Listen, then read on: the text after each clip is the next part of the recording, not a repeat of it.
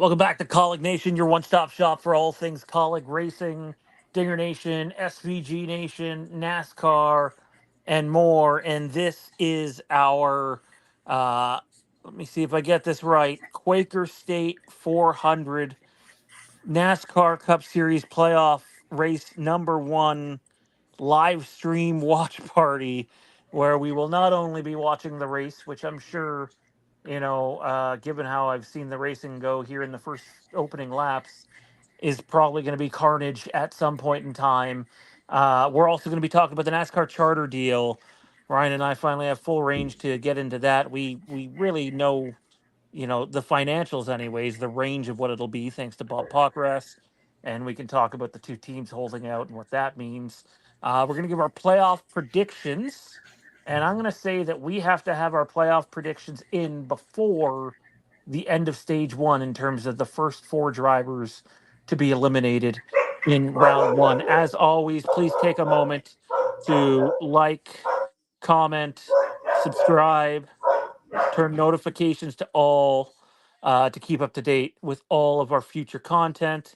Follow us on social media at Kaulignation on X and Twitter, on Facebook, Kaulignation, Dinger Nation, and don't look at that under construction sign because we are officially up on SVG Nation over on Facebook. So tune into that. Without further ado, my partner in crime, the holy effing bleep man himself, to live stream. I haven't looked up the new rules. So, Mr. Ryan, what's going on, buddy? Well, we're back at the scene of the crime, right? Last live stream I was able to participate in was when I lost my mind. So I'm super excited to be watching a start to this race. It's been pretty exciting so far. So I'm very happy to see that Atlanta hasn't fallen off too much. I was and am truthfully afraid that the racing's been so good at Atlanta these last few years, but the track is going to age and then it won't be as good going forward. But right now, these guys are driving like maniacs, and I love it. I think as long as they keep this aero package, you're still going to have it feeling more like a, you know, uh, I guess a mutated super speedway race. Um, I got to be honest. Well, I did enjoy parts of the Xfinity race. I don't know how much of it you got to see yesterday, man, but um, I thought that they got single file really quickly, and there was a bit too much of that yesterday for my liking. Yeah, the Xfinity package has not worked at Atlanta, mostly because the drivers aren't good enough. And we see this at a lot of the super speedway races for the Xfinity cars, not just Atlanta, that they are very afraid to get side by side, and they're somebody might get track position, run top 3, top 5, top 10, and be deathly afraid to try to make anything happen because they don't want to go barreling to the back. So Xfinity by nature always gets strung out, especially in the early mid stages. And I did never really particularly like the Xfinity super speedway racing.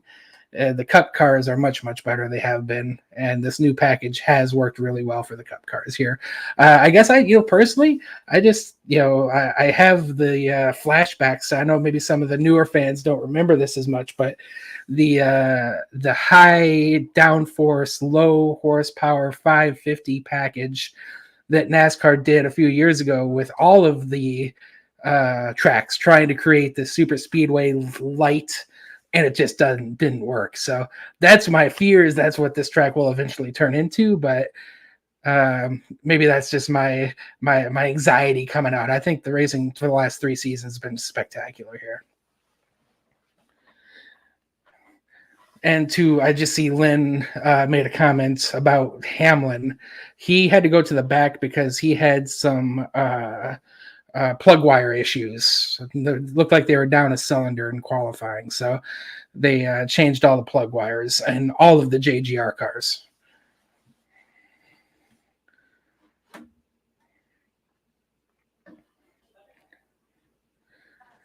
The one thing I'll say about Atlanta is, it still has that pack racing mentality.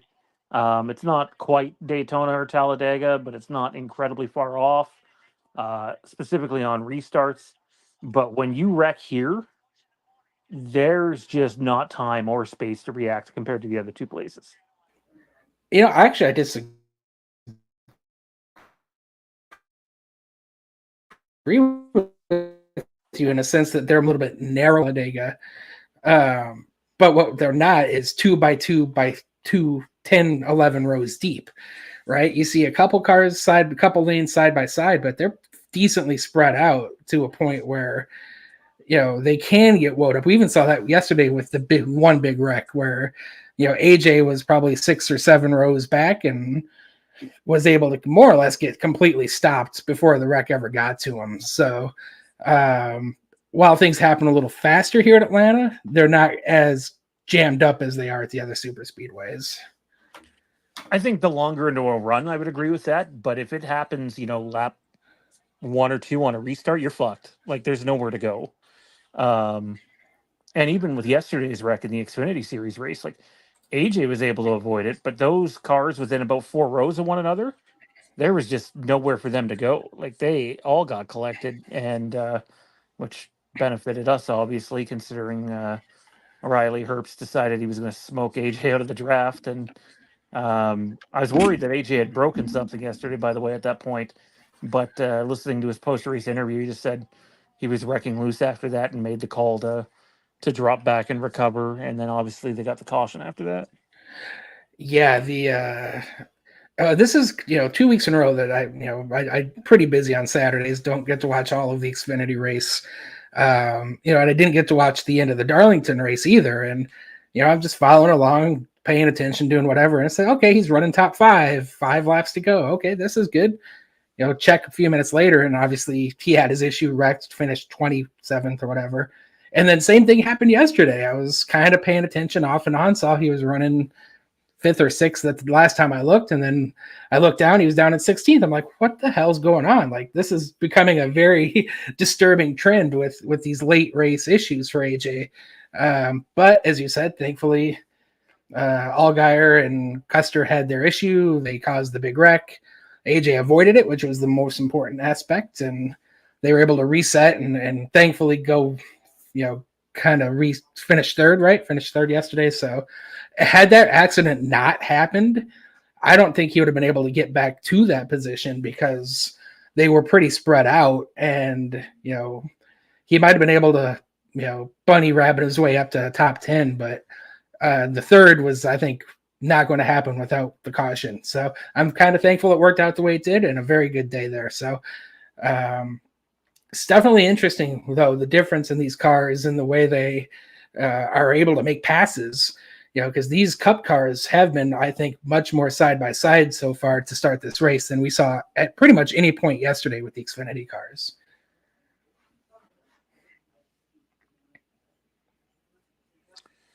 Yeah, he definitely got punted by Riley Herbst yesterday. So, and even the Darlington thing, not his fault. They're middle of the turn, and I believe it was Cole Custer slips up, and the side of AJ's tire gets punctured by the back of Custer's car, drives into the next turn, it lets go, and he goes up into the wall in a very dangerous fashion. Right, I think the third time this year that something like that's happened, and he's had just a really brutal hit mid turn. But it ended up working out, and we're gonna use a little bit of today's stream. Obviously, it's a commercial right now. I got picture in picture, so I can see what's going on. I don't know if you guys have that down there or not, but it's we'll use a bit of today's stream to recap the Xfinity race a little bit. There are some observations that I think both you and I made that perhaps some of our audience might not be thrilled with, but it's playoff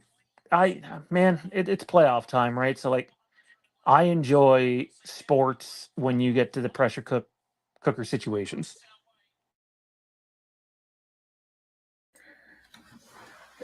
Well, yes, playoffs are the best time of year for sure. Whether it's racing or I love basketball. Basketball's great. NFL doesn't matter. The intensity just ratchets up. Everybody's a little bit more on edge. You're bringing your highest effort. I mean, it's not like they don't bring effort every night, but they're putting forth 110% for every inch of grass, every inch of racetrack, and for NASCAR in particular here, the first race being a pseudo super speedway, one mistake here, right? Like there's still a lot of racing left to go today, and nobody's really, it's been clean so far. But everybody's so tight in points, 10th to 16th. One mistake here, it's done. So these drivers are racing at the razor's edge. Obviously, they want to perform, they want to get stage points and try to compete for a win. But they can't afford a mistake here either. So, that definitely just adds to the intensity of every single lap. And then, Nathan, I know you've asked me a few times here about 2311 and Penske. So I'll I guess comment on that real quick. I don't see that happening. 2311 is a Toyota team. They get their support from JGR, TRD, obviously Denny Hamlin. They're fully funded and supported by Toyota, whereas Penske is the top Ford team, with Ford Performance providing them with a bunch of support, both tier 1 operations.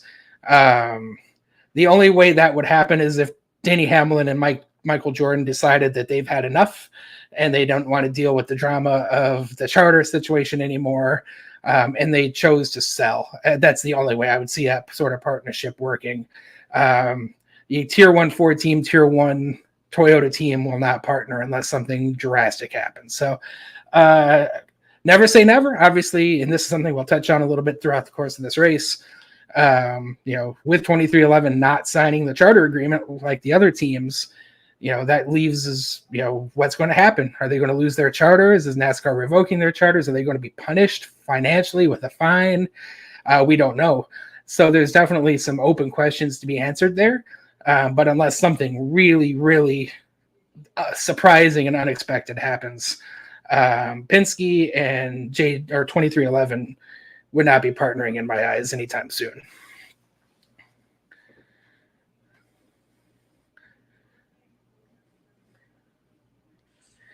Yeah, that was a last year thing, in my opinion. 2311 was investigating pretty hard on possibly switching to Ford.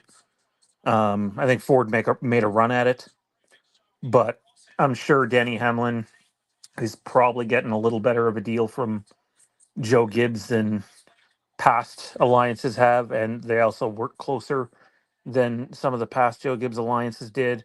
Also, by the way, have you seen the race shop?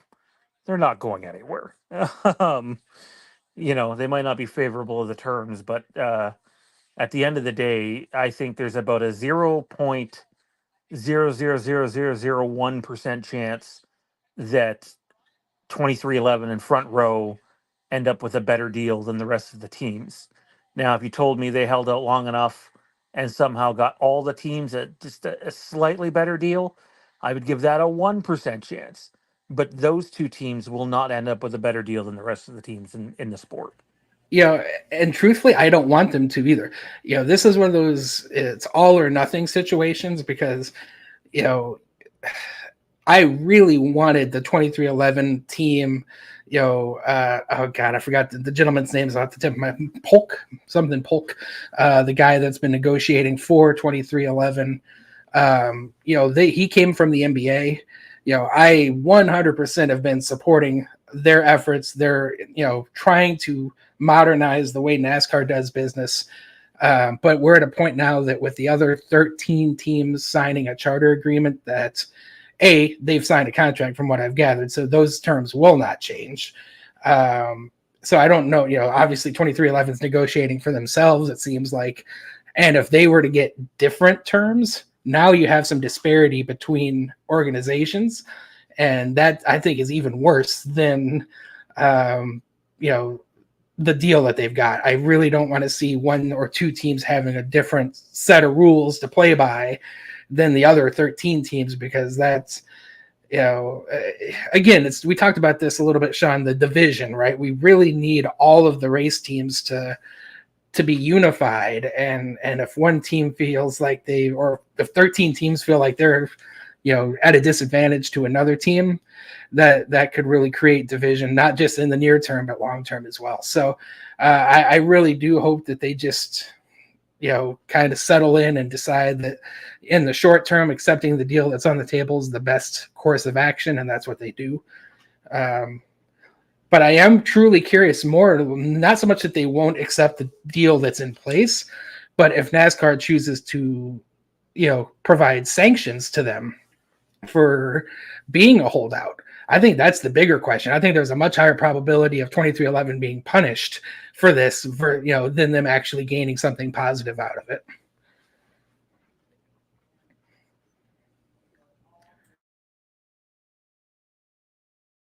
Also, how many laps are left in the stage? 10? 10, and I got my playoff drivers all set and good to go if you'd like me to start. Yeah, let's do that. The intensity is really ramping up here, so let's get those done. Yeah, you never know when there's going to be a wreck at the end of stage 1, and it's like, oh, well, we're not picking that guy now. But my 4 guys that I have getting eliminated heading into the second round of the playoffs is I have Austin Cindric, Daniel Suarez, Harrison Burton, and Chase Briscoe, all not going forward.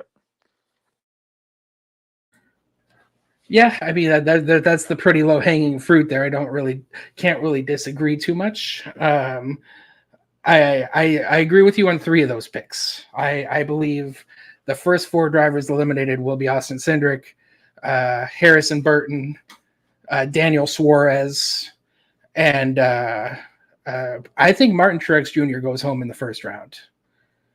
I think Martin Truex Jr. is he hasn't been performing well.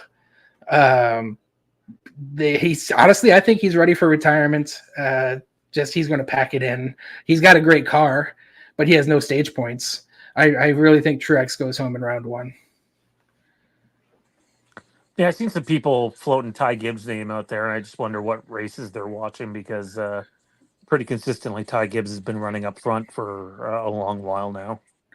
He's been competitive, yeah. He's definitely in a similar boat, right? He has no stage points, which is going to be really hard to advance deep in the playoffs, but he's been consistent pretty much all year long, running close to the top 10, top 15, worst case.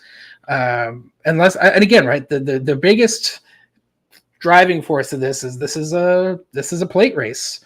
If somebody gets wiped out early and finishes in the bottom, 30th or worse, they're going to dig themselves a hole that they might not get out of. And that could happen to any of our drivers in the playoffs, not just the 4 we talked about. So unless something like that happened to Ty, which obviously it could, he's definitely been consistent enough in my eyes that he's going to at least get out of the first round. Other than the top 7 drivers, there's not a lot of, bonus points to go around right now. Keselowski's sitting 8th with 3, and then it jumps to Elliott with 9. And even Hamlin and Blaney are at 10 and 13. Then you start to get up there a bit with Larson, Bell, Reddick, and Byron. But we'll see what ends up happening here. Obviously, wins change everything. It's an automatic ticket to the next round. But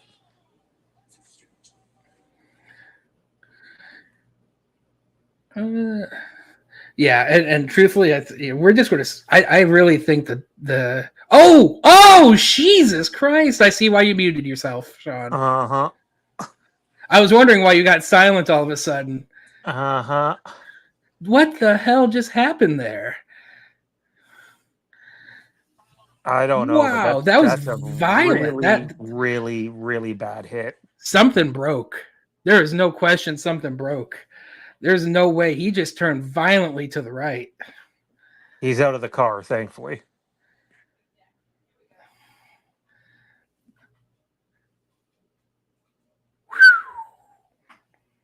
Luckily he hopped right out of there.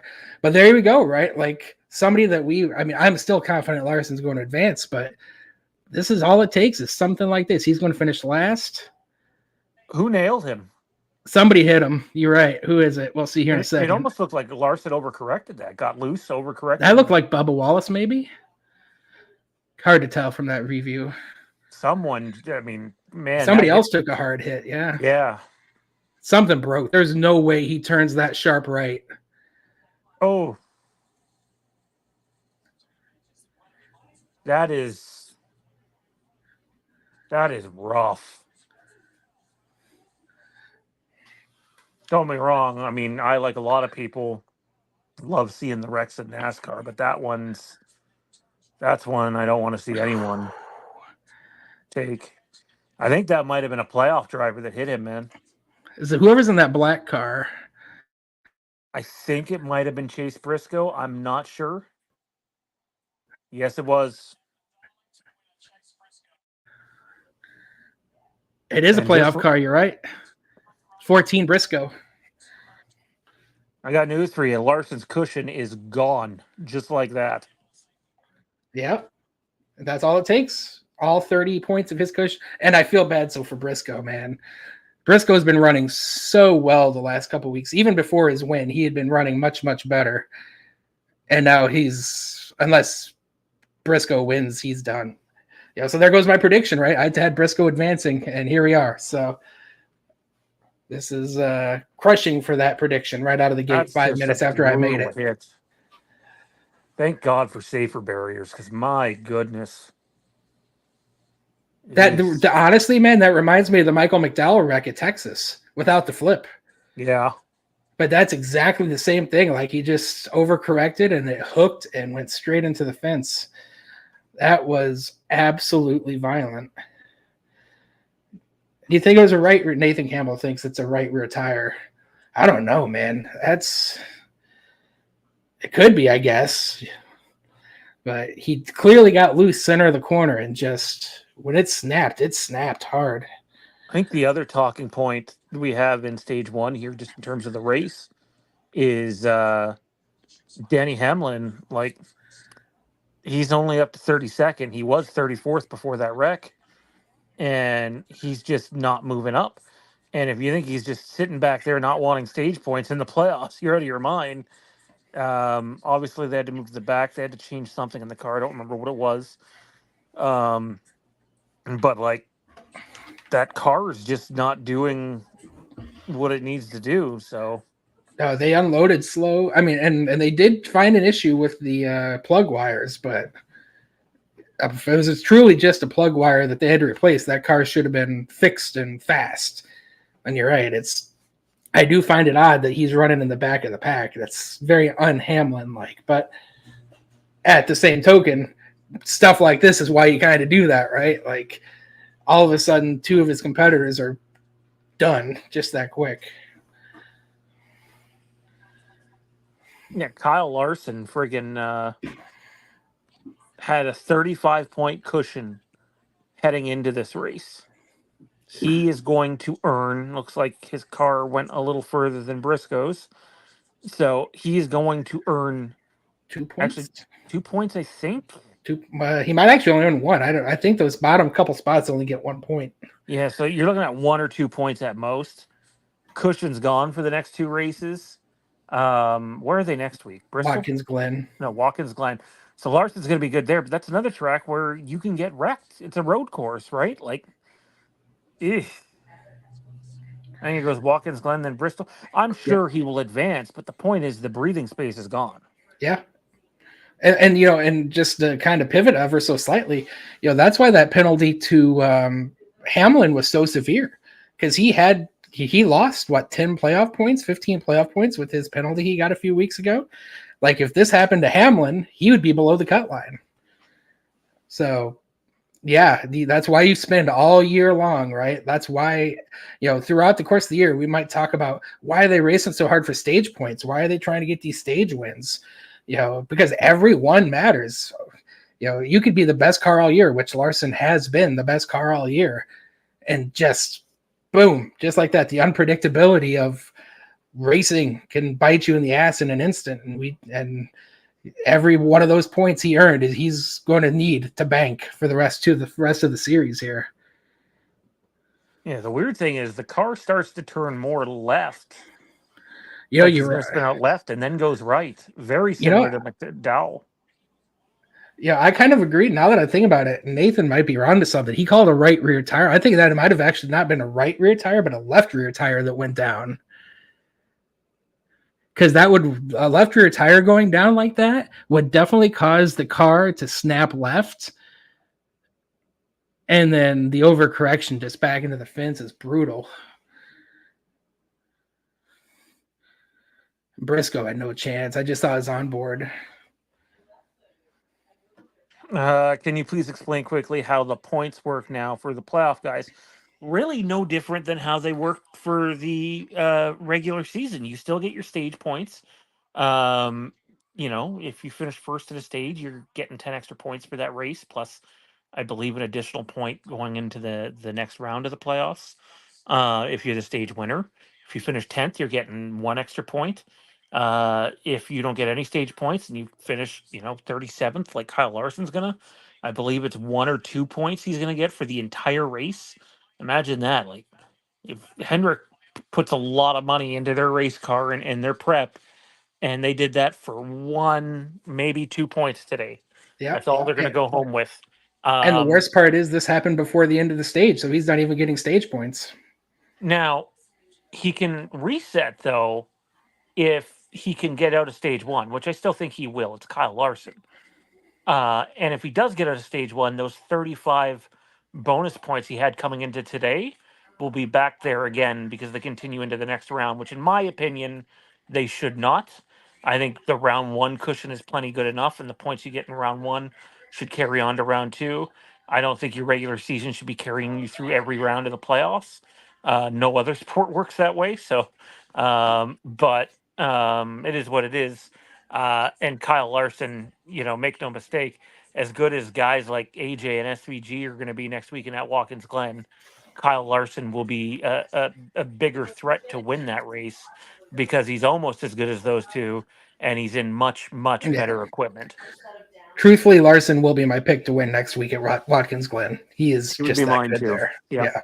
And yeah, you pretty much nailed it there, Sean. The biggest difference once the playoffs start versus, and there goes my dog, if anybody's a dog person.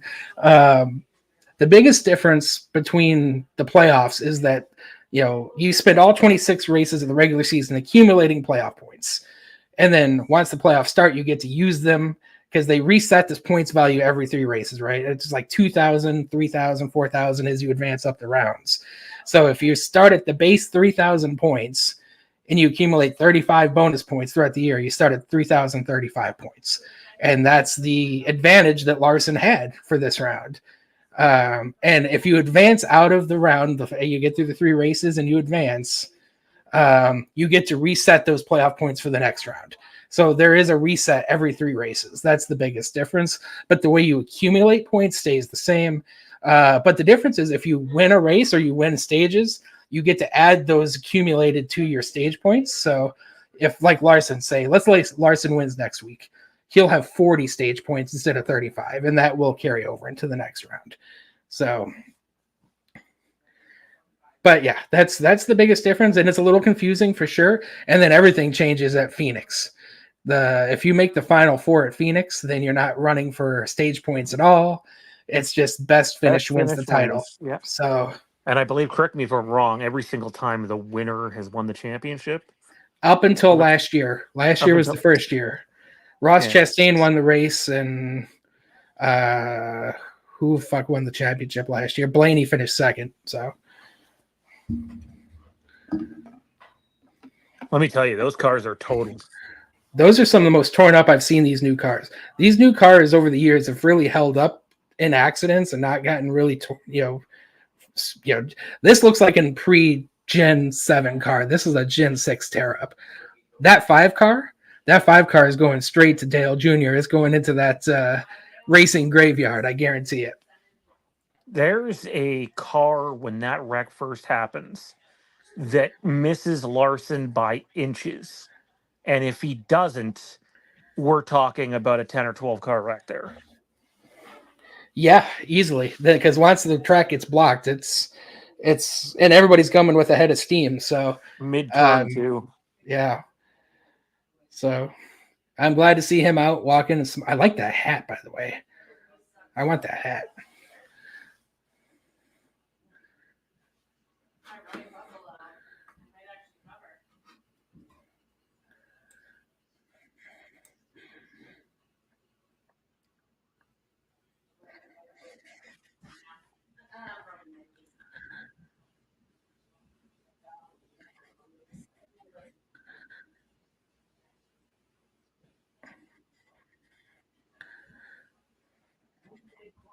Looks like the one that missed him was Chastain.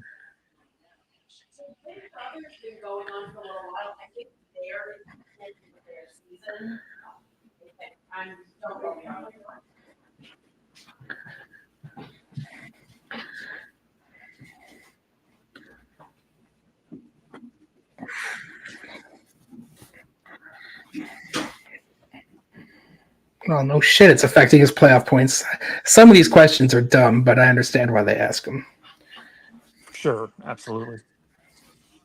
Well, he basically called it. He got loose and overcorrected, and boy, when it grabbed hard, straight into the fence. Just a. Whew. I'm glad everyone's okay because that looked like the type of wreck everyone might not be okay from. Well, we haven't heard from Briscoe just yet. I want to make sure he's all good too. But that was one of the more vicious wrecks I've seen this year. That might actually be the most vicious wreck I've seen this year. I'm beginning to get the feeling Nathan only likes you. What can I say? Rocking the Space Jam, the just a very friendly face. Was that the Rev in racing car come out? RCR or Kaulig? I don't actually quite understand the question, Nate. What's So there's the rumor out there that Rev Racing is going to go Xfinity Series racing next year, and with Nick Sanchez. Yeah, okay. And the name that we've heard from multiple people now, Breakhard covered it, and if you look at his track record during the silly season, I don't think he's been wrong yet. Correct me if I'm wrong on that, but even he said it's Kaulig. Yeah, I haven't seen that one, so that's good. I'm glad you caught that. I definitely have heard the rumblings that it would be an association with Kaulig. RCR, for some reason, seems to be very dead set on running their two cars. They don't really even want to put a third car out there. It doesn't seem like, from what I've gathered, for even somebody like an SVG, and I know that's a topic of conversation we've had recently. So if you want my opinion, it's a way for Kaulig to make a little money. And money is obviously what makes the world go round. That they will sell a fourth car more or less and prep it and put it out on the track. I don't know if they'd have much affiliation beyond that. I would certainly like there to be a connection with the Rev Racing if that comes to fruition, because Nick Sanchez is a driver that I'm pretty high on, and he might not quite have the same accolades as Eckes has had the last few years. But Sanchez is somebody that's really shown promise. So I would definitely like to see that come to fruition, be within, at least if nothing else, the Kaulig family of operations that might lead to something in the future. But that could also explain, again, why they're not too keen on doing any additional races for anybody else. If they really are, basically feeding and prepping a fourth car full time, that probably will push Kaulig beyond much, to the very max of their capacity. So, but listen, if it brings in money, it's something that's going to help fund the other cars. I'm all for it. Yeah, I like what you said about the potential of future relationships. Nick Sanchez is a legitimate prospect. It's not like Rev Racing couldn't go grab another guy and put them in the Xfinity car the next year. If, say, Nick Sanchez ended up in, I don't know, the 11 in 2026. Well, the thing about Rev Racing is it is a Drive for Diversity program. So they are pretty restricted on that front, that they would have to go and pull from whatever that NASCAR Drive for Diversity pool would be, because believe it or not, Rev Racing is more or less funded by NASCAR, if you didn't know that. Well, we'll be getting into more NASCAR-like discussions around those kind of things a little later on in the stream. But there's definitely some guys that could fit the bill for that are in the truck series currently. I can think of one that drives for Spire. In the truck series? Yes. I think it's Spire. Let's see. I'm drawing a Raja blank. Let me see Karuth, if I believe. Oh, he drives You're right. Yep, Spire. That's a good call. Yep. He's got that, Hendrick cars on the sides. So I was drawing a blank that was a Spire truck, but it is. So that's Been another on the driver to car keep an eye every on. single So race this year too, which yeah, is and if truthfully, I'm remarkable. very happy they did that, because if they didn't, Caruth would not have been full time this year. So Briscoe's okay, so that's good. yeah. And just where we looks like Kaulig had another poor pit stop. That's not surprising, but um, wanted to give a quick shout out to Hemrick while we had a few seconds, because he ran pretty well that first stage.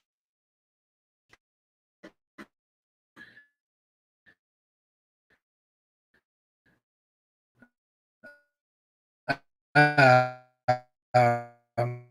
Stayed within the top 15 pretty much the entire time there, so not fall like a rock like we've kind of come accustomed to with that team.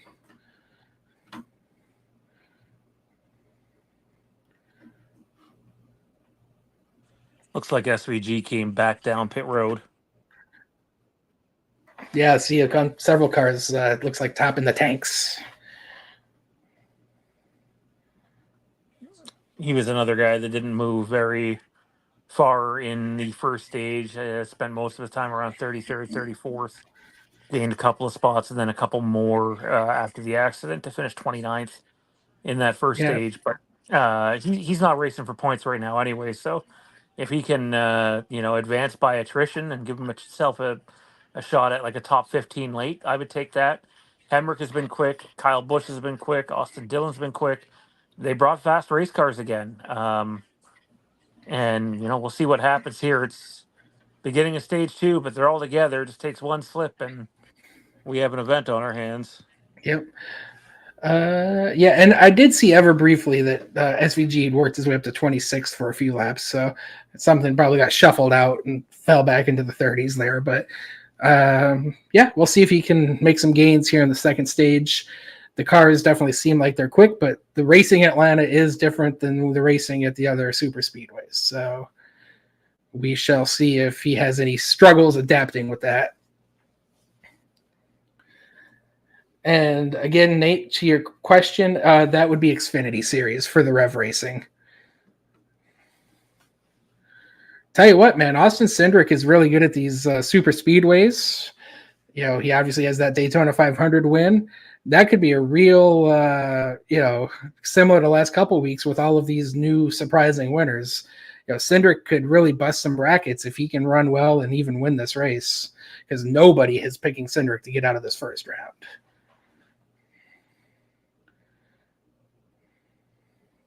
I'll say this for Cindric and Chase Briscoe.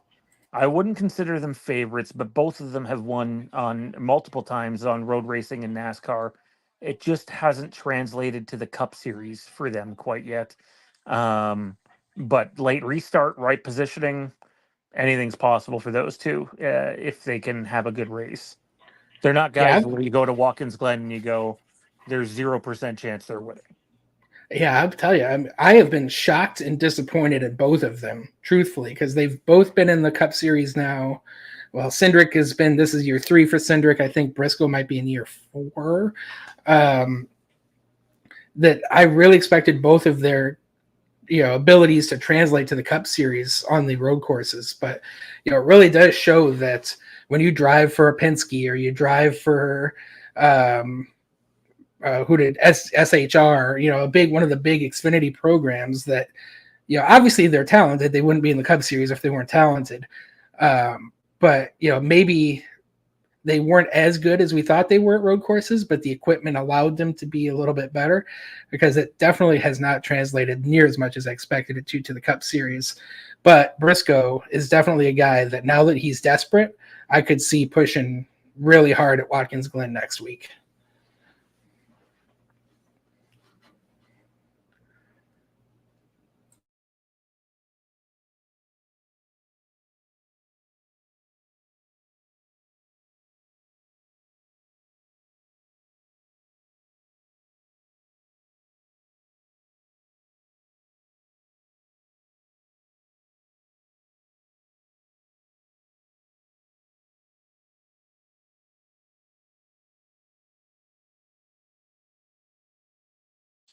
want to get a little bit further into stage 2 before I move our attention to the charter deal here for a bit. But there's another guy with some pressure on him.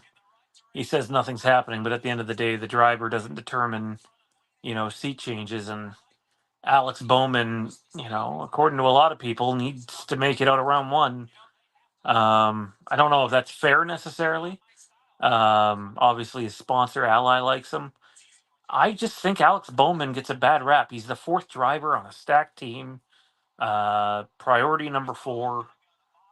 Guarantee you he has the worst of the pit crews on Hendrick and the engineers and etc. He's just priority number 4. And considering he seemingly is in the playoffs every year, usually he's able to win a race. I like Alex Bowman, man. I don't think he deserves the rap he gets. I think they look at the guy who was in there before him, and you get comparisons. And like NASCAR just isn't like that anymore when Jimmy Johnson was dominating year in, year out. Yeah, and listen, we've seen this with a lot of teams that it doesn't matter how good you are, whether it's Hendrick or Stuart Haas or even Joe Gibbs Racing, right? The 4th car, for some reason, has always kind of been forgotten about. And, you very rarely get all 4 cars running at the elite level of NASCAR. And, and Bowman has kind of been, as you said, the 4th car, but he's been steady, right? Before he got hurt last year, and I definitely want to revert back to that. Last year was a lost year for him because he broke his back in a dirt racing accident, which admittedly probably didn't settle too well with the Hendrick brass. But then he got a concussion. He got in a bad wreck mid-season and got a concussion. And, last year he was just not healthy. And the start of this year, I don't think he was fully back to form yet. And he obviously didn't have a great beginning of the year. Summer was okay. He won at Chicago.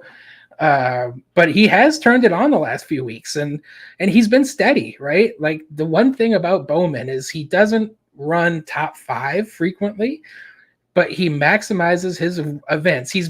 If you want my opinion, he's a better version of Daniel Hemrick, a guy that's not going to push the car beyond its limits, but can maximize what's been given to him. And that usually does result in just good finishes. And personally, I don't think it would be smart to replace him because, you don't, the options aren't that good. Justin Haley's the best option, it seems like. And is Justin Haley better than Alex Bowman? I don't think so.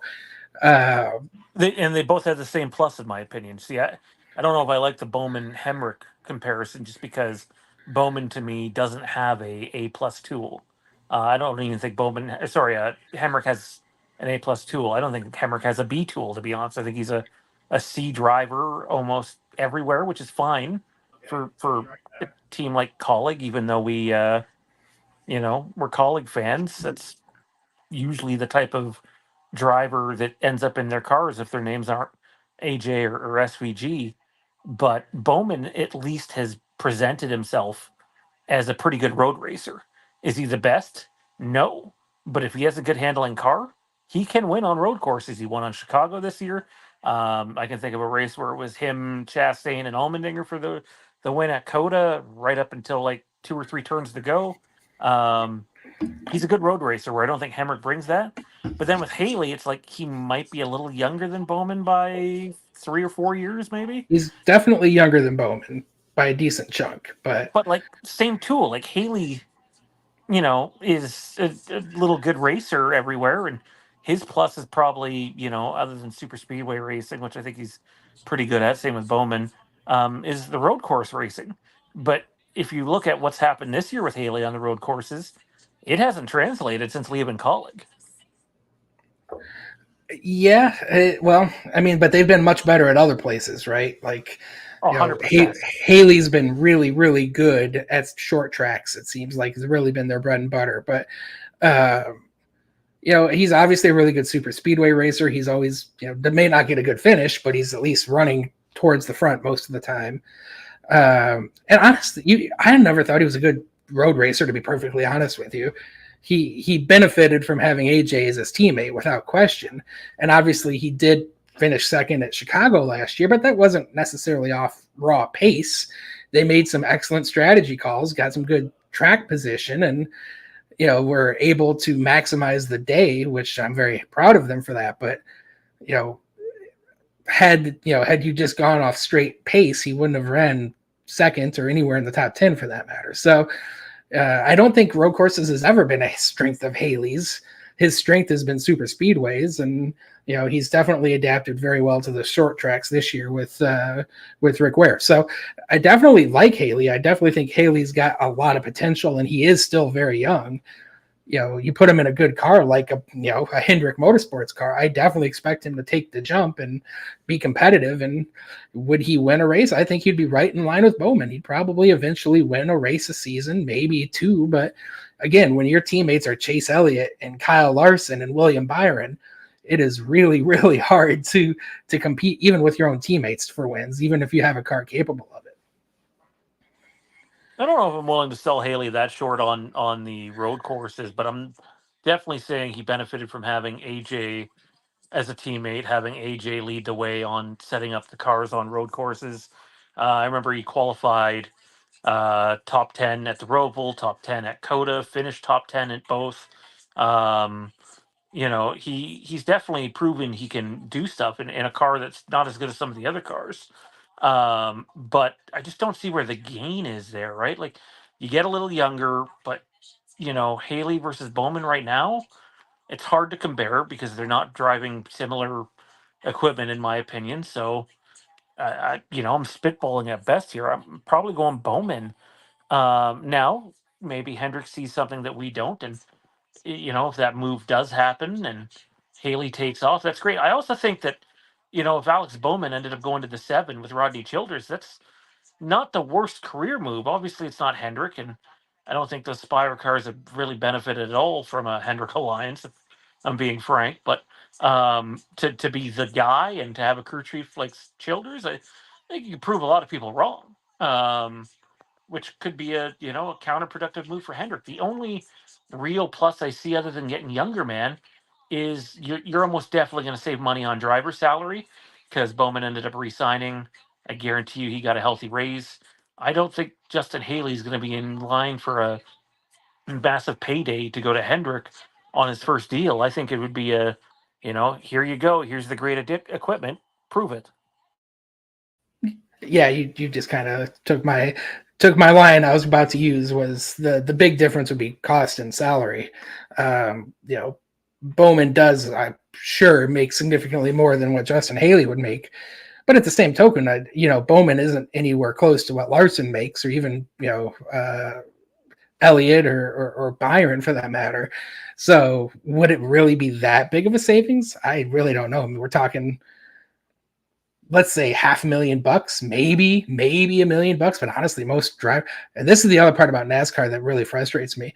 Unless you're like a top 5 or 6 driver, most of these guys are barely scraping $1 million salary, which is obviously nothing to sneeze at, but they're not making buckets and buckets of money. So, we're talking about maybe a driver in Bowman that makes 1.5 million salary, and then some might be able to get Haley in there at 800,000 or 900,000. But to me, is $500,000 really that big a deal to a team like Hendrick?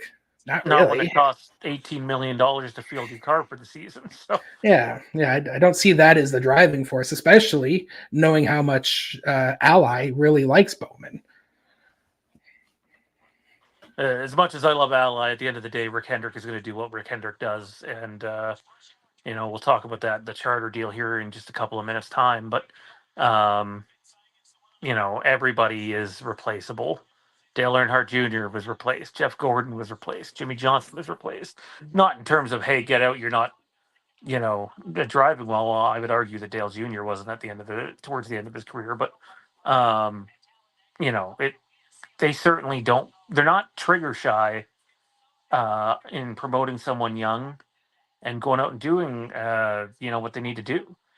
William Byron was young, obviously great Xfinity success. Alex Bowman was the one guy I think people went, are you sure this is what you want to do? Kyle Larson, obviously hired gun, great talent. Had the online mishap there that did not go over well at all, and rightfully so. But certainly worked out for him well career wise. But yeah, Rick Hendrick will do what Rick Hendrick wants to do, whether any of his sponsors like it or not. I think as long as that guy's heart is ticking, there isn't a person in the world that can tell Rick Hendrick what he's doing.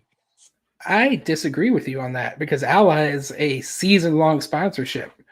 They are on that car every single week of the season, which means they're writing a $20 million check. And Ally will, in my opinion, have firm say who's in that car. And Rick would 100% have to go to Ally and be, give his reasons for wanting to put somebody else in that car. Now, Ally might sign off on it, but I guarantee you Rick Hendrick would have a conversation with that sponsor before making a decision on a driver. Because if you piss off a $20 million sponsor, they are liable to say, go pound sand and walk away. And they are not stupid enough to have that happen. Well, to be clear, like that's every sponsor in the sport. You're not making a driver change unless the sponsor that's on that car is your own sponsor. So like I'm not saying that he wouldn't go to Ally. Obviously that's a given. What I am saying is I don't think Ally would look at Rick Hendrick and say, "Yeah, you're not doing this." It's not like, if there's a bunch of other examples, but it's not like a smaller team going, "Well, we want to replace this A driver with this driver with potential but hasn't proven anything yet."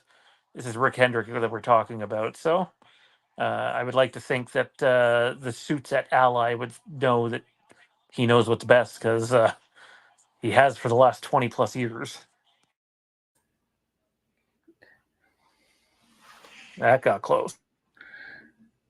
Yeah, we still got, they're definitely racing a little bit more side by side this stage, even though there's a long way to go. So we'll see how that plays out. But Cindy, driver priority strategies within each team. Yes, the short answer to that is yes. I can tell you, I think a good example would actually, let's use Trackhouse as an example. With Suarez currently in the playoffs and Ross Chastain out of the playoffs, Ross Chastain will do whatever he needs to do with team, priorities in mind to help Suarez. And if that means sacrificing some position to go help him in a draft or maybe block a little bit if somebody that he's competing in the points is directly in front or behind him, they will definitely do what they need to do there. Now, and even driver priority in bigger teams, I think you'll see kind of as this, maybe at the start of the day, everybody's on an equal playing field, but as the day starts to play out, seeing who's running stronger than another driver, that the teams might start pivoting to supporting one or two drivers in particular if they think they have a chance to win the race. So this isn't F1. The team orders aren't nearly as poignant in NASCAR as it is in other forms of racing, but especially come playoff time, I guarantee you there will be team orders if necessary.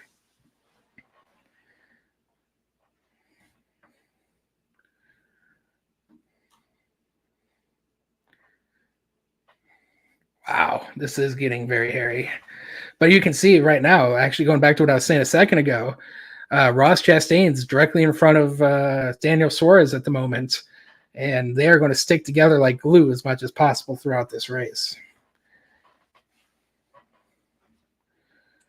Justin Haley is quite quick right now.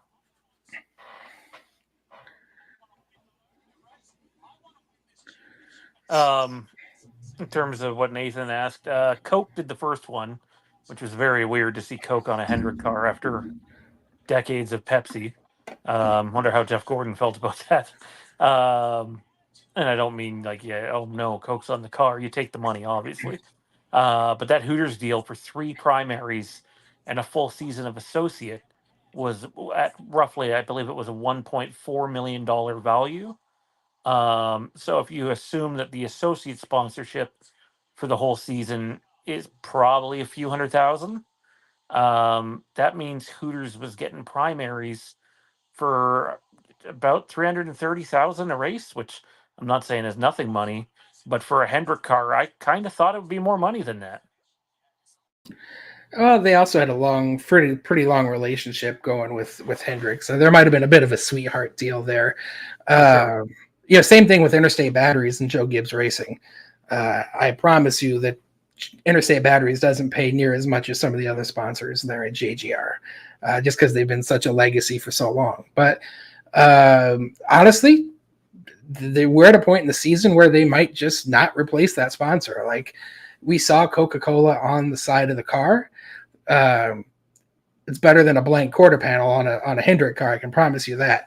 I really don't know how much Coke paid to be on that, because Coke has a sponsor agreement with Hendrick as it is, so they might have done something, I'll shake your hand if you shake my hand sort of situation, just so the car didn't have a blank hood on it. But those races just probably would go unsponsored or very limited sponsored for this season. Yeah, Rick Hendrick will have no problem slapping HendrickCars.com on another car. Yeah, that's a good point. That's exactly what they probably do. Lynn says SVG had the fastest lap in the Xfinity race yesterday. Well, I guess we'll talk about this now. I'm an SVG fan. So is Ryan. We started an SVG Facebook page for all you to go to, by the way, SVG Nation over on Facebook. Please feel free to head on over there, make your own posts, follow our posts. It's a nice way to get notified about our live streams and videos if you don't get it from YouTube. But definitely wanted to do that. SVG, if he wants to stay in America that long. That being said, I went back and looked at how long Ambrose was in America, and it wasn't nearly as long as most people think it was. So, it all depends on how long SVG wants to stay in the U.S. in terms of how long he's going to race, and obviously his level of success in the Cup Series. But so he's got time to learn. But I got to tell you, I was not at all impressed with SVG yesterday at Atlanta. Tuned into the radio a bit, tuned into AJ's radio a bit, tuned into Josh's radio a bit. Ryan, you and I talked a little bit about this off air. When you're at a track like Atlanta, more so Talladega and Daytona, but still Atlanta, if you have teammate help, it definitely helps. As Lynn mentioned, SVG had a quick car. There is no doubt about that. But SVG hit the wall not once but twice in yesterday's race, and the one-time pancake didn't really ended any shot at a decent day for him, and self-inflicted too. There was no one else got into him. Just got high, got loose into the wall. But there are multiple times yesterday where there's an opportunity to help your teammate out, whether it was to let him in line or go down low and help give the push. Where the RCR guys, and hey, I don't have a lot of great things to say about Austin Hill either. And let me tell you, Ryan, I heard an interview with him pre-race yesterday where if you're a Kaulig Racing fan, you're probably not thrilled with what came out of his mouth. And with the whole one welcome thing going on, I'm sure other people aren't thrilled with it either. And we'll get to that in a bit. But I just, someone in our chat, I don't know who it was, so I don't want to say it was the wrong, it was someone else. But one of you, one of you fine people across the pond who are dedicated to watching SVG, and I hate it in a race like this because I don't think they've talked about him one single time because he's at the back of the pack. You have his in-car cam obviously on NASCAR.com, so definitely check that out, and you can listen to his radio. But this is what you get in the playoffs. I know I'm kind of ranting here, but they follow playoff drivers. If you're not in that playoff picture, you really got to be doing something to get the TV time. He'll have TV time next week, no doubt about it. But I'm sure it'll change with time. And I'll say this about our guy Ryan: AJ Allmendinger's not always been the best teammate. I'm sure you remember some RPM days where some not great decisions. SVG had on display yesterday. Not he was not a good teammate yesterday. I don't know any other way to put it. Multiple times where he could have helped the 11, could have helped the 16. and he just didn't. Um, and you cannot have that on tracks like this. Now with AJ, he could wreck out in the next couple of races early on, and he's still more than likely making the playoffs. Josh needs a win. Yesterday was Josh's, in my opinion, last shot to really get one, barring some sort of miraculous turn of events. And the teams that win on races like this often have help from someone. And I'm telling you, that 16 car, the only help he was getting yesterday was from his one welcome buddies, RCR. And it's just not good. They got to do a better job of it. And SVG will learn in time. I saw someone comment on a video yesterday saying, you know, it was a good learning race for him. And I hope he does learn from it. I'm sure the team would have talked to him about it too. Chris Rice is pretty blunt when it comes to that sort of thing. And I want to see more from him in terms of helping his teammates. Because guess what? It's going to be no different going to Trackhouse in the Cup Series next year. He's going to be expected to help Ross Chastain and Daniel Suarez on tracks like this. Yeah, going back to Cindy's question about driver priority, right, and strategies with each team. I don't know how supercars, you know, what their team dynamic situation is, how much they work together, or if they even work together over there. But here in NASCAR, it is not only expected, it's almost demanded that you work well with your teammates, which is why we've seen a bunch of riffraff about the Parker Ritzloff issue with not helping Kyle Busch at Daytona, and even yesterday with Chandler Smith not getting help from Corey Heim. Right, my Toyota teammate left me out to dry is the statement we heard from Chandler Smith yesterday. Listen, that's a big part of our deal here in NASCAR is you have to work together to move forward. It is so hard to pass. It is so hard. They're all running equal times. Everybody's so good that when you have an opportunity to assist the teammates, let them in, give them a push, give them a shove, you got to do it. You need to do it. And we saw from SVG, and not just yesterday, I've seen this kind of all season long, that he has not worked well with his teammates in terms of giving them a break, letting them get in if they're kind of out of line. He's filled the holes. He's taken the space, which, listen, as a racing driver, that's his prerogative. I can't, criticize that. But at the end of the day, if you build a reputation as somebody that's selfish and doesn't work well with your partners and your teammates, that will come back to bite you. And I really don't want that to become a reputation for SVG that, sure, he's a bulldog. Yeah, he's going to get results. He's probably going to win a bunch of races. But you can't do it alone. You need the whole operation. And I was definitely frustrated with SVG yesterday on multiple occasions where, a teammate was on the low line and needed to slide up, and he would fill the hole and wouldn't let him in. And that was not good. Even at a track, even in an Xfinity race, when they are single file, if you're back, if you have teammates back to back or back to back to back, you can actually be more aggressive and go to the low line and try to hopscotch forward. And they never gave themselves that opportunity because they really never got lined up. So that was definitely a part where SVG needs to learn that, you need to let your teammates in. You got to work with them, because if you work and push each other to the front, you're going to give yourself a chance to win. So I definitely hope those are conversations that were had, and he can learn from that.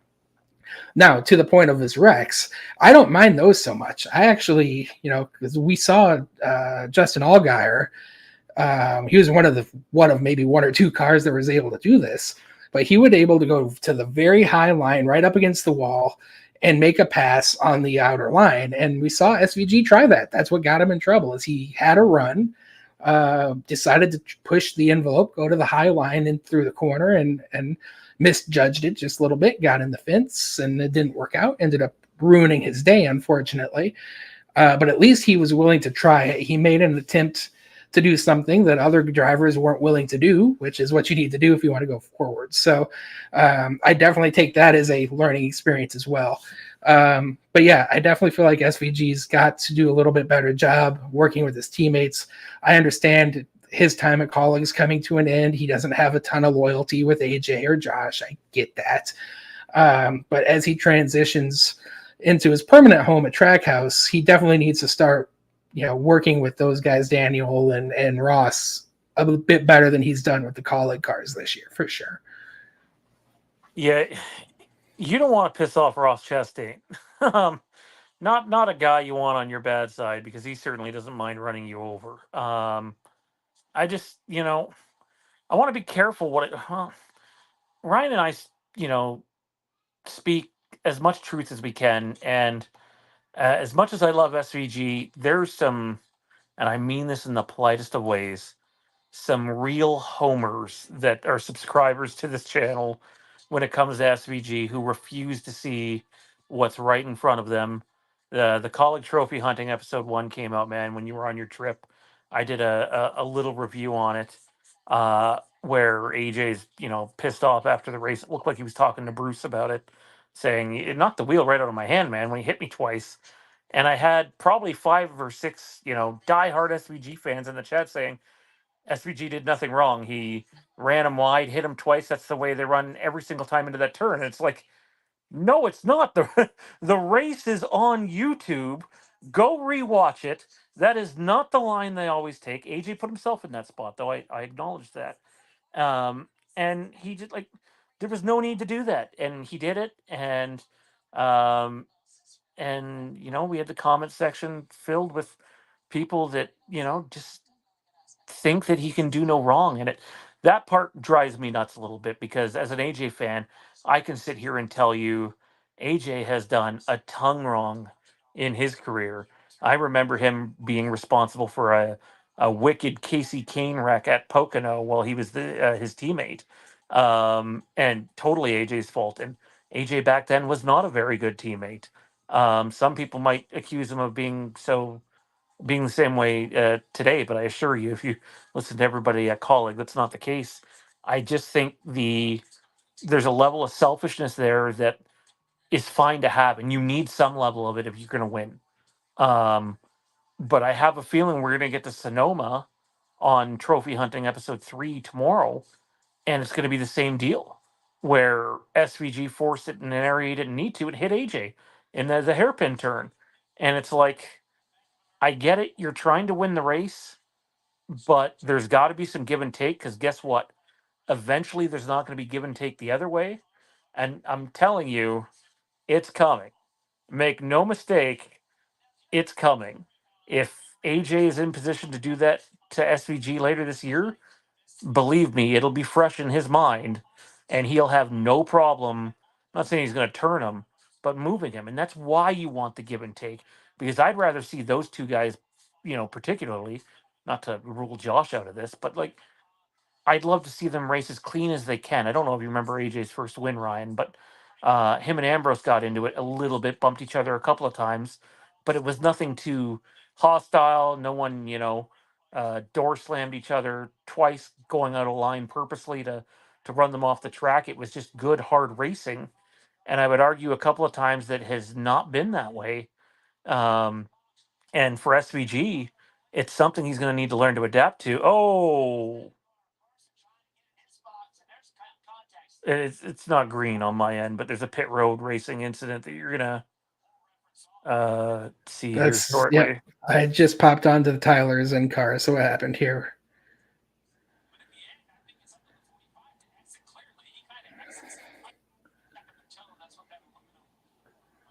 Oh, yep, that's damage. That's definitely not good.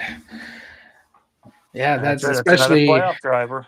yeah, at a track like this where aerodynamics matter a lot. That's definitely a big deal. So could be worse, but definitely going to slow him down a little bit. So that's no good. The reason why Ryan and I bring this up is we do like SVG, and he does need to learn. And I'm not saying that he's not going to learn. I believe he will. He seems like a really smart, intelligent guy. But when you get to a track like this, Atlanta, and if you've burned your teammates or other drivers multiple times, you're not getting help. They're not going to think about helping you. They're going to move on.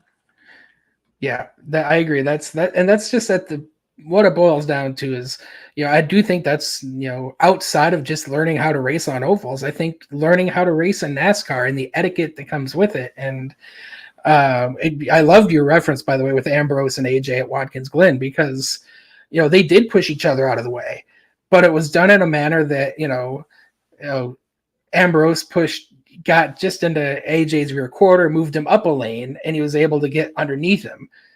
But then they raced side by side out of the corner, right? Whereas what we kind of saw at Coda was more of SVG just kind of bulldozed his way through, pushed AJ very wide to a point where he couldn't recover. And, obviously SVG got the position. AJ fell on line, lost a couple spots. It wasn't as, let me move you out of the way, but we can race each other off the corner situation. It was, I'm going to move you out of the way. Have a nice day. You figure yourself out. And that's definitely the nuance aspect of it that comes with a little bit of time in the sport, racing around these guys more regularly, because when that happened with Ambrose, he had been around the block multiple times. He had been in the Cup Series several years at that point. So, and that's just one of those things that I definitely feel like, again, what makes SVG so good is his, ability to just, bullhorn his way through and still maintain speed. I've watched quite a few of his YouTube videos of his V8 days, and he's certainly not afraid to get rough with his competitors. So, finding that line of, I can be rough, I can move you, but let's do it in a way that we can, race each other clean off the corner. And listen, again, taking my Homer hat off a little bit, because here it is. There's a couple years ago with AJ at Mid-Ohio, where he did a restart with Ty Gibbs and I want to say Austin Cendric. Don't remember who the other driver was. He restarted third or fourth on a green-white checker, and he absolutely barreled it in there into turn one and just knocked Ty Gibbs off the track, right? So, AJ's not immune to it. Other drivers aren't immune to it. It's just, you don't want to do it consistently, I guess, is at the end of the day what we're getting at.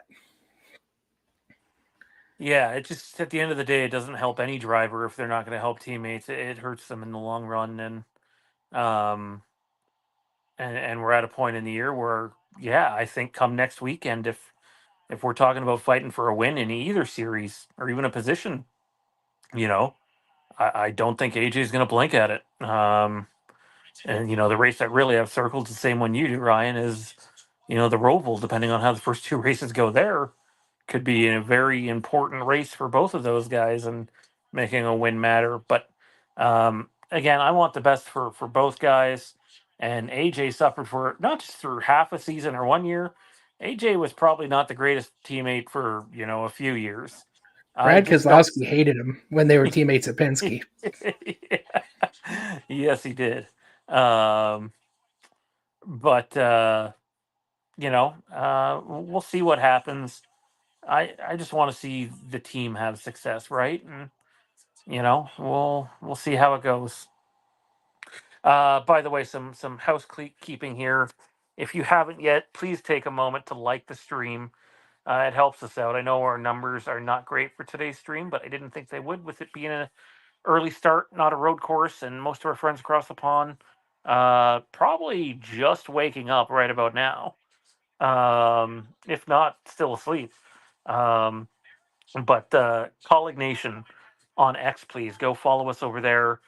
Like, comment, subscribe, and our Facebook groups: Kaulignation, Dinger Nation, SVG Nation. And if you want to support the channel on another level, feel free to send in a super chat with any question or comment, or whatever the sticker things are they have. It goes a long way. It does cost a considerable amount of money to be able to put out the content that we do across all of our channels.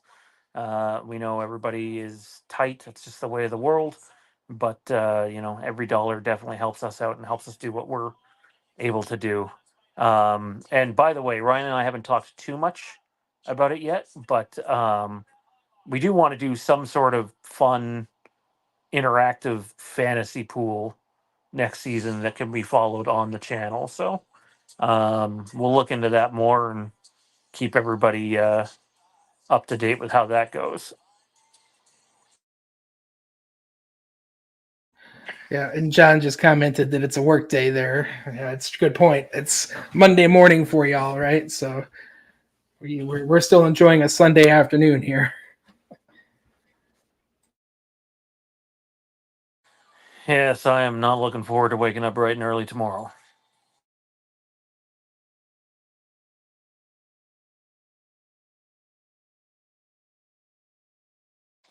How many laps to go in this stage? I'm trying to. The leaderboard's kind of hard to see from where I am. By the way, I know we didn't talk about that caution that came out, but I have absolutely no idea what brought that caution out. That's Seemed why we like didn't talk about it. I just saw a one of the yellow goats flag. was. Yeah.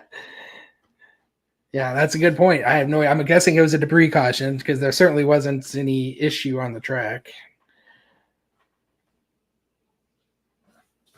We got about 30 laps to go in the race, it looks like, or in stage two. So I feel like we can at least begin to bring up this discussion, man. NASCAR Charter deal, for all intended purposes, is done for every team but two.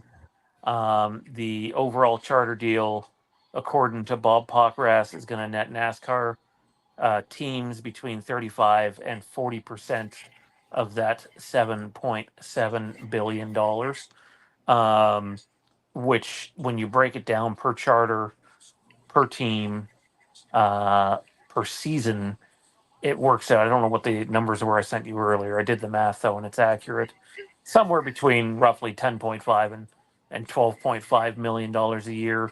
I know there were rumblings that the teams wanted 45%. Clearly, they might have come up well short of that if it's closer to 35%. But from what we understand, the money is still, about double, if not slightly more, than what they're getting now, which will help the smaller teams uh, be able to R&D more, fund things more, not rely on sponsorship as much. Like even with the sweetheart deal from uh, Hendricks that we assume Hooters was getting at 333,000 per race, that's probably about the going rate to be on a mid pack team primary. And then when you look at getting an extra $12 million, obviously it's not all going to go there, but it could be the difference between you not having to worry about 7 or 8 races a year. Yeah, and listen, I think there's a good possibility that there's one of the reasons we're seeing a Christian Eckes get the opportunity that he did in the Xfinity series, or even AJ coming up to the Cup Series. Well, I do firmly believe he'll be pretty much fully funded next year. But this, that does give them the budget to go sign somebody that, maybe they wouldn't be able to afford otherwise, or, more realistically, I know some of that money will go back into their, behind the scenes aspects, the parts we don't get to see, the at shop components where you want to be able to put the best people in the right places and have the best equipment, and that just gives you a little bit more leeway to do those things that you might not have been able to do otherwise. So and honestly, at the end of the day, I hope some of these teams are able to just put some of that money in the bank for a rainy day too. Because we've seen it before that you can be going along and then all of a sudden, a sponsor, you even can have a sponsor agreement. We saw that with Richard Petty Motorsports a few years ago with, I can never remember the name of that brand. It was some sort of brain pill, Focus Factor, right? That they had an agreement in place and then they couldn't pay their bill. So those are the things that you just don't obviously can't prepare for. You don't want to prepare for, but every little extra dime helps. And listen, even if it is somewhere, but let's meet in the middle and say it's 37.5%, right? That increase is definitely substantial, and that will help all of these teams in the future. So I'm happy that they were able to get that done. I am a little disappointed that they haven't seemed to come to an agreement on some of the other revenue sharing, like as you kind of talked about in our video earlier in the week, Sean, with some of the other stick and ball sports being a little bit more revenue share between the team, or the big organizations and the small organizations. I was really hoping we'd see some revenue share between NASCAR and the Cup cars or the Cup teams. That would have been good. It's unfortunate that didn't come through, but the aspect that I definitely I think it's been shut down. It's not going to happen, but the idea that NASCAR wanted to have 4 charters for themselves was absolutely asinine to me. No sanctioning body should have cars in a field. And I love IndyCar and I love Roger Penske, but it is a clear conflict of interest that they've got 3 cars in the field and Roger Penske owns that sport. I definitely don't want to see that in NASCAR anytime soon. I'm glad that's been removed, but there's definitely a lot of good that's come out of this charter agreement. But as we've seen with 2311 and Front Row Motorsports, there's a lot more that can be done and should be done in the future as well.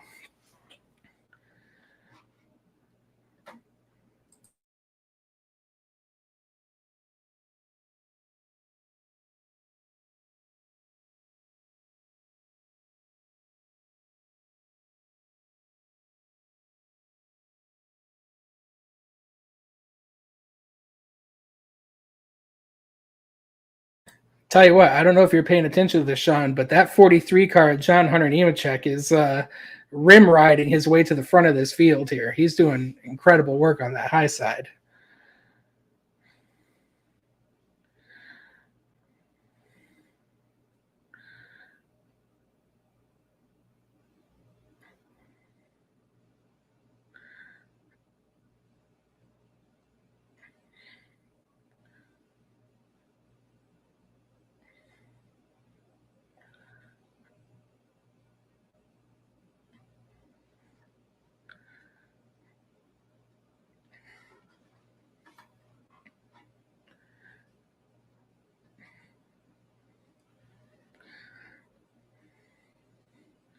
Yeah, I tell you what, just kind of paying attention to the race here.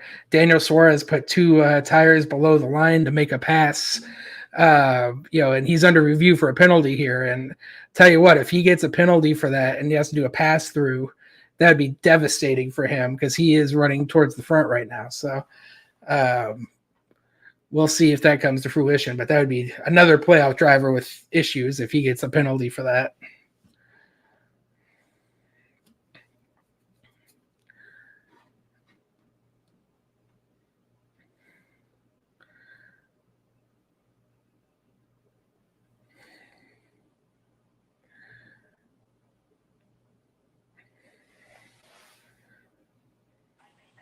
No penalty.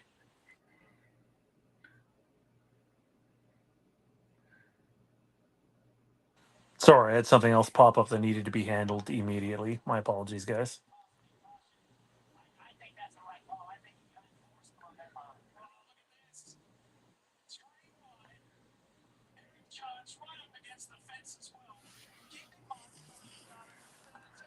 Yeah, in the heat of the moment, I'm glad they didn't penalize him there because, they're like, oh, there might have been room for both cars, but they're going 200 miles an hour, right? You make an action, you can't exactly just perfectly pinpoint it in a precision spot under Logano and not cause a wreck. So I appreciate that they let that go.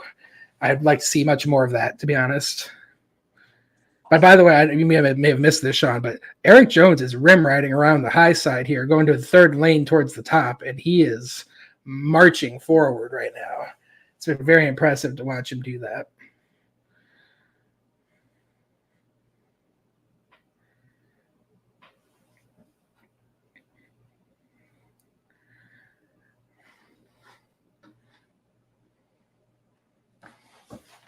Yeah, Nate, the Kroger sponsorship is an interesting one. I know we haven't touched a lot on that with RFK so far this stream, but if Kroger really is going to RFK and they're going to be able to put a third car on the track, which it sounds like that's what's going to happen. It's been reported now by Adam Stern and Jordan Bianchi, which if those guys are saying it, it's done. It'll be interesting to see what they can do there because I don't know if RFK is going to have a charter for that car. Obviously we don't know what's happening with 2311 and their situation and not signing the new agreement, if they're going to end up, losing their charters or buying a third or where that ends up working out. But if it comes to fruition that 2311 gets a charter, Front Row gets a charter, and RFK adds a third car, they might be running that car basically, self-funded, and that would only be possible because Kroger is writing a very large check. So, which certainly seems to be the case, but again, just the dynamics, right? If you can get a charter, you can get a big sponsor to help support you, or you obviously use some of the new money from the revenue share of the new TV deal. It adds a lot of complexities to this whole sport that's already a very complex sport. And I kind of touched on this in our video earlier this week that, this is all good. I'm glad, they've got this more or less wrapped up. They've got a number in place. But I do think it would be very important for NASCAR to implement some sort of salary cap or, some sort of, R&D, line that says you can only use so much of your yearly budget on research and development. Something to try to keep their yearly costs down, because like anybody, put a little bit more money in their pocket, they're prone to spend it, and you want to make sure it's, being done in a way that's, logical, not just for the teams, but for the sport. So I think the next logical step would be a salary cap to help kind of curb some of the spending. But, there's just so much going on between sponsors and funding from the TV that I would definitely hope that they can kind of find a middle ground that works for everyone, and we'll see a much more prosperous sport over the next few years. Now, with that being said, I would say NASCAR has been the most healthy it's been the last 3 or 4 years than it's been in a decade. A lot of cars, teams are well funded, they're very competitive. While the new car, this next gen car, maybe hasn't saved the teams as much money as they originally hoped, it's certainly allowed for them to be much more competitive top to bottom, first through 35th. So I love that aspect. And when you can run up front and get a win, like, Harrison Burton did in Atlanta, or even Austin Dillon did a few weeks ago at Richmond, that's, you're giving a lot more teams opportunities to get TV time. And even though we're not seeing, as a lot of Shane today, or even Daniel for that matter, we are seeing a lot more cars get TV time that haven't in the past. So that's a really good thing. And I definitely think that will be beneficial for everybody in the years to come.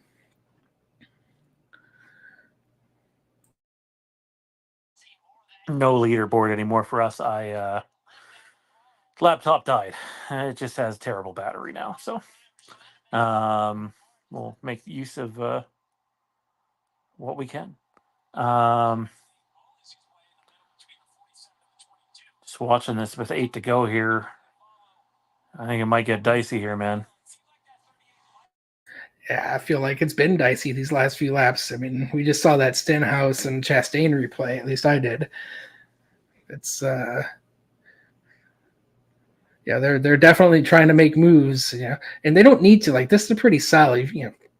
Don't need to be too reckless here, but you can't tell a driver not to go try to get a trophy. So make sure, see what happens.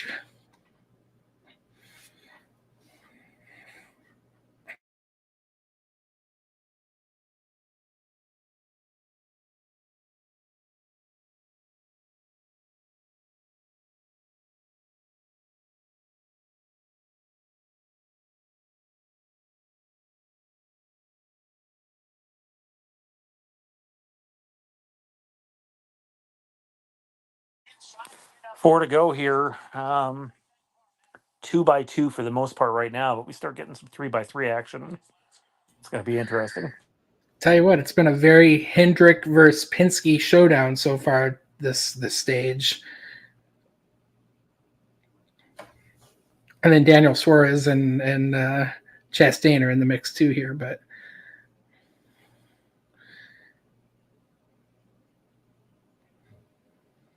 and by the way, here there's Tyler Reddick making a nice move back to the front.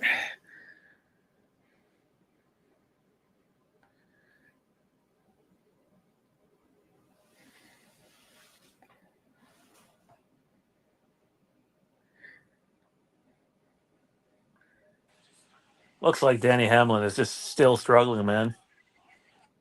It's very un-Hamlin like, that's for sure.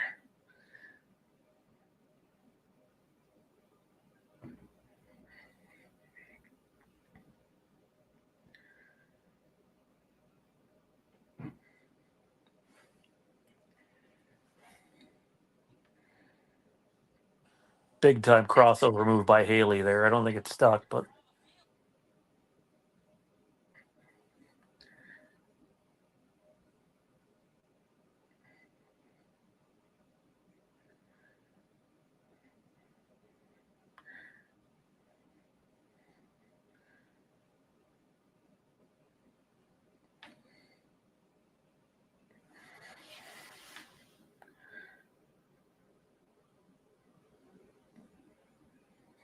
Oh, yeah, that was nearly another big one.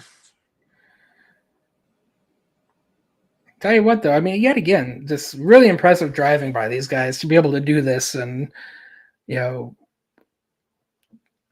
but kept it clean, right? Like that's not easy. Like some of these, people, say driving these cars are easy. It's not. To see these wiggle and make contact and not lose control of these cars when they're this sideways is good stuff. Also, I'm gonna need to check. I can't check now because now I only have one device, and it's what we're streaming from.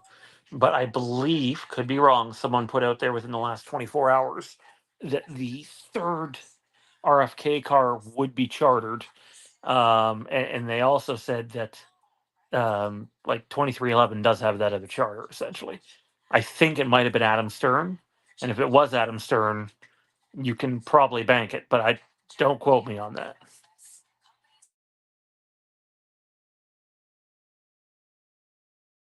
Had myself on mute there. It would be surprising if they didn't have a charter, but truthfully, I'm still dead curious. Where is it coming from? Where are they going to get it? This is one of those times where the health of the sport is at an all-time high, which is really good. Because there aren't a lot of just really lackluster, poor teams anymore. I can think Outside of of one. Rick Ware, but I mean that's about it. Hey, And they seem pretty solid in themselves right now. So no, I disagree completely. They have one okay car with Justin Haley, and they've run better, obviously, with the RFK Alliance. But Haley, we know one way or another, is gone. And there's no one of Haley's quality going to go into those rides over there. And if they are getting rid of a charter or even leasing a charter, like what are we supposed to? If you're a Rick Ware Racing fan, and I don't know many of them, but I'm sure they exist. Like, are you supposed to get excited about Cody Ware and Kaz Grala running races? Like, uh, to me, that's the one organization that I look at and I go, I don't see it, and I can see them losing more charters one way or another. So why not cash out? Maybe not completely, but I would be shocked if the RFK third charter is not from them.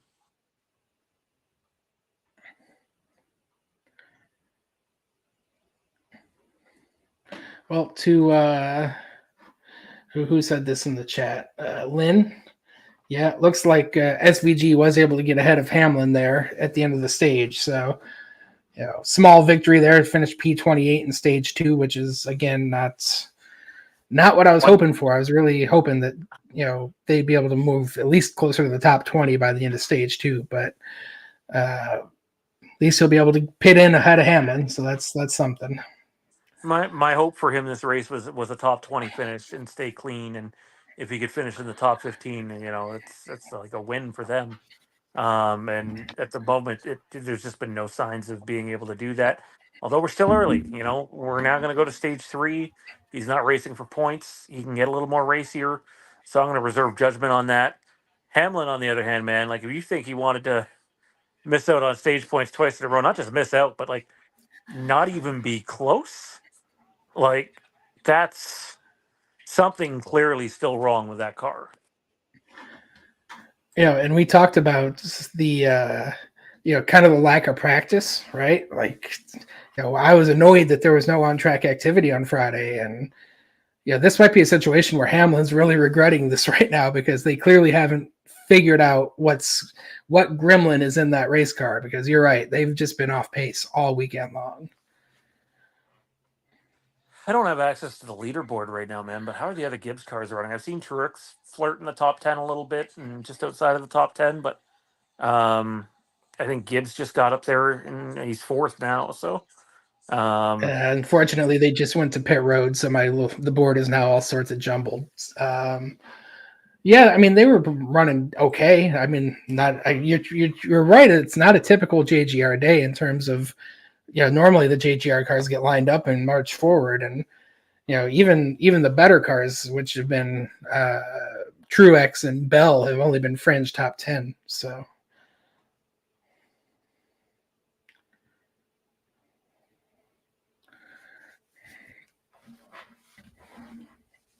Brock says something you need to understand about SVG is he likes to make moves late in races. He did that in supercars. You see, he does it in NASCAR too. I'll correct you on that. He does that in the Xfinity series. You hang around too late in the Cup series, there's no moving up. And Ryan and I have been trying to hammer that point home all season. Some people choose to listen, some don't. It's a long next stage. I hope he gets up there and mixes it up. I would say the fact that Hemrick has been up there in the top 15 a few times today would suggest that he should have some speed. That car is also Trackhouse prepared for this weekend, and we've seen Chastain and Suarez up there. It's really completely, um, you know, up to SVG at this point. He has what it takes to move forward. Um, just not. But like I said, this could be an attrition thing, waiting for some wrecks to happen and to move up. Where with Danny Hamlin, that's not the case. He wants those stage points, and it's not happening for him.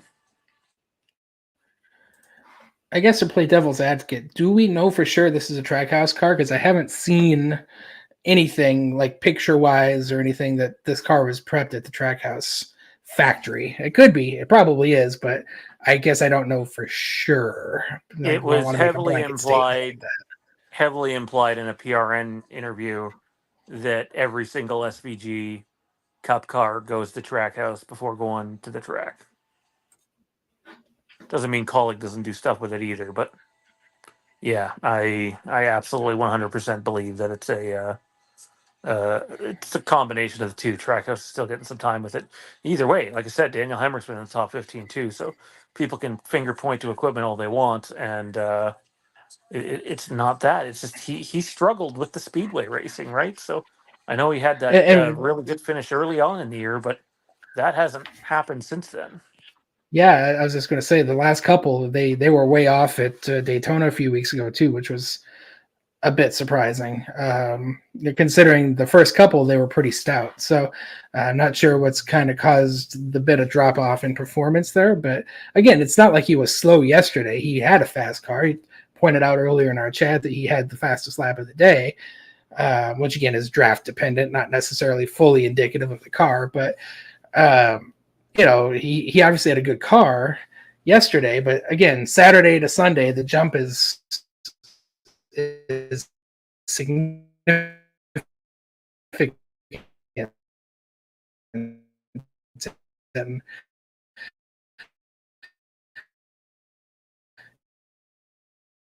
And even if he is able to make some moves and gain some ground, if you're restarting 26th, that's what we're aiming for, though, right, Sean? Like, I think if he can get a top 20 today, and preferably he can do it without the help of attrition, that would be a positive day to get inside that top 20. That would be the goal.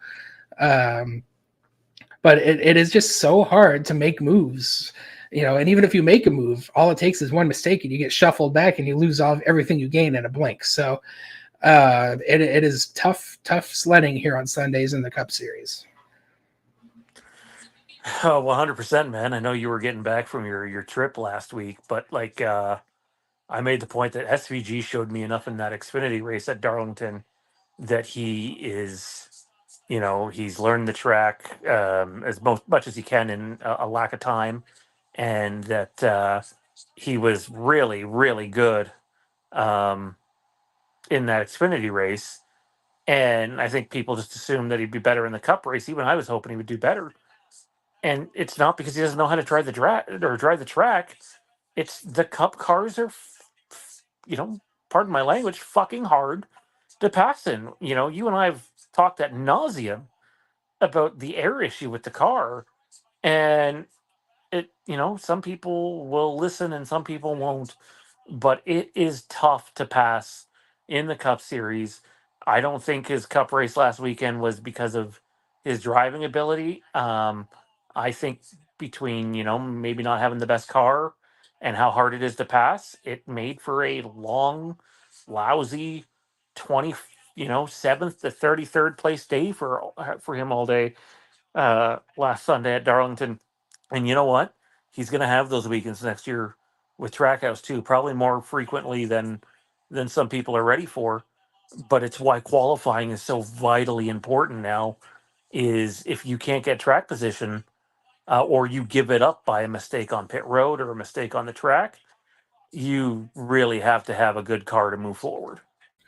Yeah, that's a good point, and that's why the game of inches on pit road. That's why you see so many speeding penalties and even lug nuts falling off the cars, because every tenth matters, and you can gain. It's a lot easier to pass in pit road than it is on the racetrack in Cup Series, for sure. And the other side of that too is, and this is probably why him going Cup racing is the better move for him long term, is that the cars do race very differently. And I did see SVG's post race, in the Xfinity car, and he's like, yeah, I learned the race. I was watching the cars, the guys in front of me, and I adjusted, and I did this, and I did that, and I did this, and it worked out. He was able to get 6th or 7th there.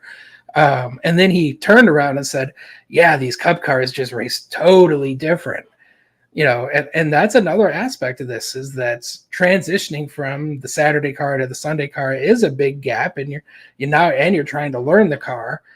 It's not, outside of, there's just so much going against him, right? Whether it's the car itself, it's his own, lack of knowledge with racing the ovals, and then of course just the way they handle, like trying to unlearn what you learned on Saturday and apply what you need on Sunday is in and of itself a skill. So there's just so many factors that go into it that it's not surprising that he struggled. And and at the end of the day, Darlington is the toughest track on the circuit, so it's hard to fault him for running where he did. It's just when you're talking about tenths of a second, it's just, you can't do much with it.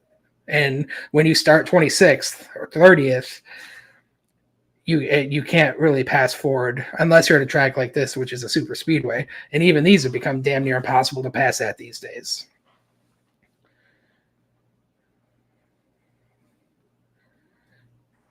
No, you absolutely nailed it, man. And I know there's people in our, they might be here in the live chat now, but they comment on the channel frequently where they go, well, it's just like V8 supercars, so he's going to adjust to it in no time. They took inspiration from V8 supercars while doing this car, but make no mistake, it's not identical to a V8 supercar. It's a completely different tire. It's a completely different bottom of the car, which presents that air issue. And while there are similarities compared to, say, the Xfinity car that he drives, it's just, it's a flawed car that again, there's some similarities, but it's not as exact as people want to make it out to be. And there's going to be a learning period for sure. And on those weekends where his team hits it and they have the right setup, you'll be able to overcome some of those flaws that are in this car. But I guess my silence gives away something's about to happen. My apologies. Should have kept talking.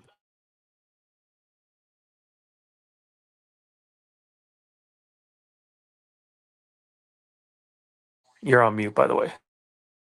Well, I still haven't gotten to whatever is about to happen, so you must be way ahead of me.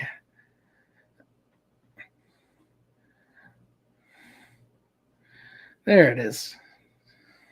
Yeah, you're probably a good 25 seconds ahead of me now.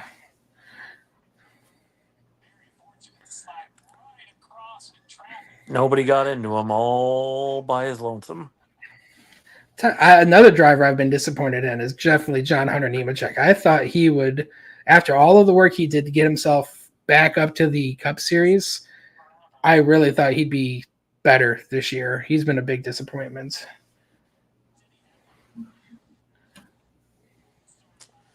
Yeah, he's run better as of late, but hasn't put the finishes together, obviously. But like an incident like that is one where the team's probably looking at it, going, that just can't happen. Yep. Well, we saw the same thing with Larson earlier in the race, though, right? Just snapped out from under him. It's weird that it happened where it did, though. Normally, you see that in the corner. I guess maybe he lost it at the end of at the exit of the corner. It just took him that long to wreck, but.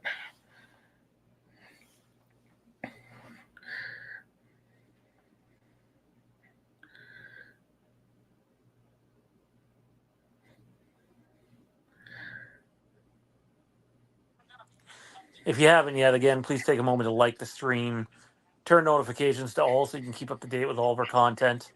Some of our content has been on the longer side recently on our videos. That's going to get trimmed down back to the 10 to 13 minute range in future videos, because YouTube's not a big fan when we do the longer ones. Live streams are a little bit different, obviously. And yeah, just engaging with the content really helps us out. And again, if you have the ability to do so, super chats are open. I believe they're listed as open, anyways.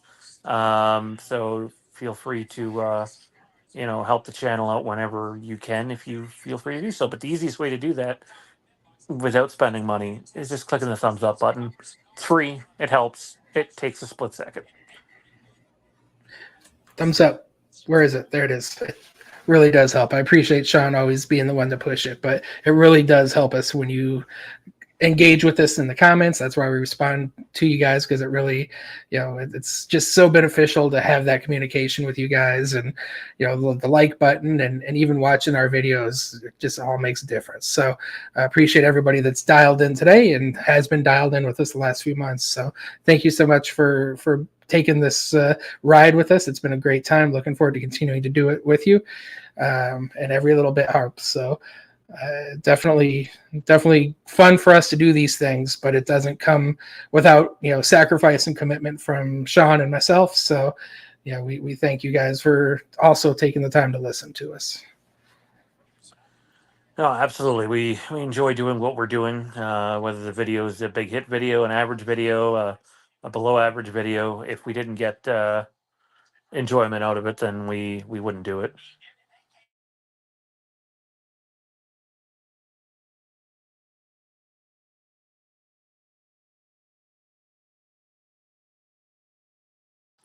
Still, basically, there's going to be, I'm guessing a little under 80 laps to go here when we go back green.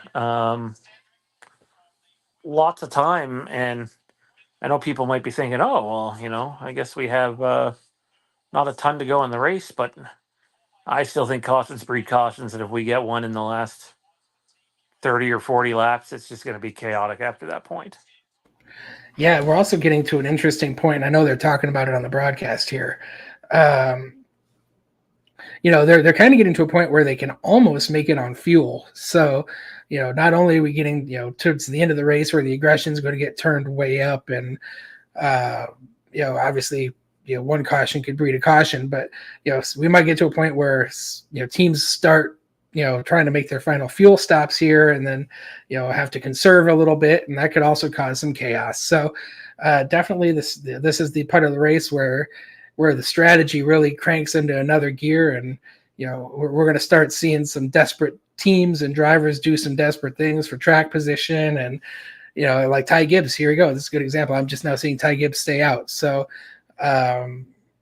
this is a big aspect. Now there's going to be cars with fresh tires and cars chasing down cars with no tires, and this is where things get really hairy.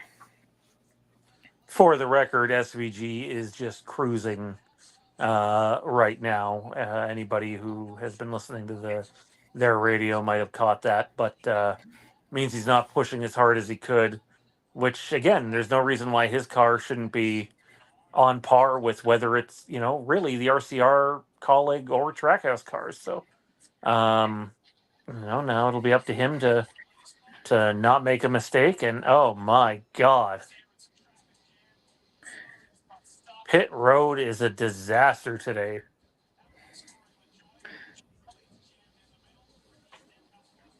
I know you haven't seen it yet, dude, but leave it to Corey LaJoy. Fuck. Here, where are we at? I see the 99, and and the 99 and the 22 had issues, and the 45s kerfuckled.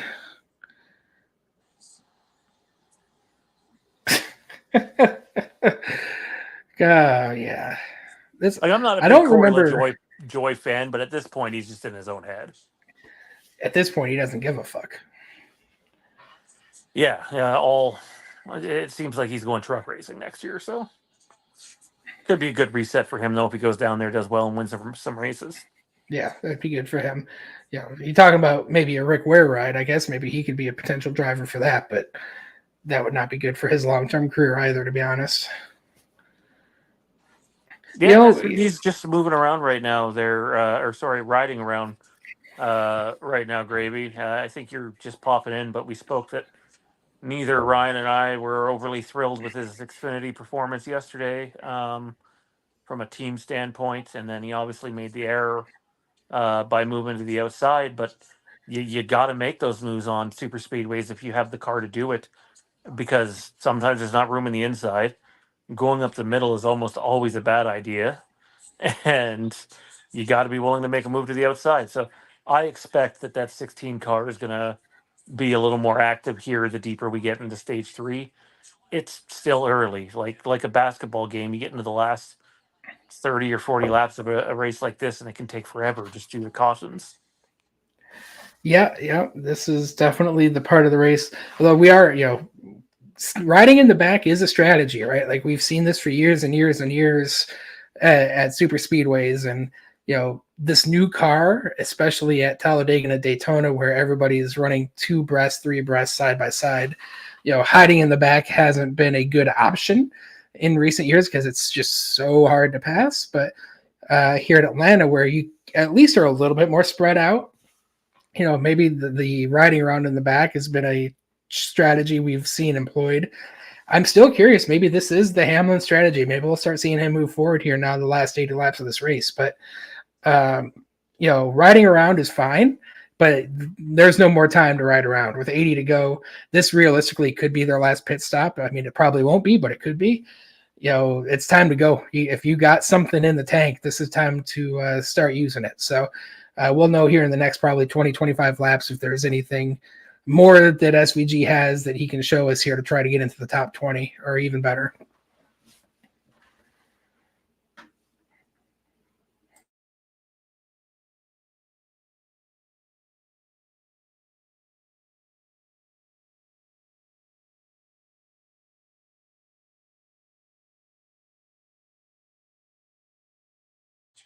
I was trying to find some updates on Hamlin. I couldn't find any. I just refused to believe that Hamlin would sacrifice, 2 sets of stage points when he doesn't have a big cushion coming in. And, anything can happen the next 2 weeks, right? It'd be very Danny Hamlin playoff like for him to get upset and not get out of round 1.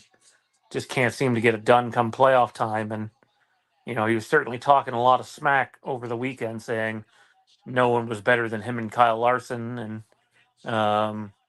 no one's producing the speed they are, and they're the guys to beat. Well, one's out of the race and collected 1 or 2 points today, and the other one can barely race inside the top 30.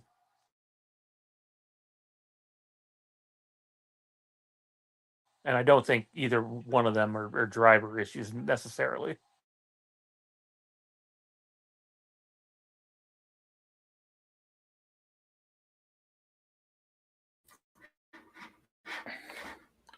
They're just getting onto the back stretch of the restart for me, just to get an idea how far I am ahead of you.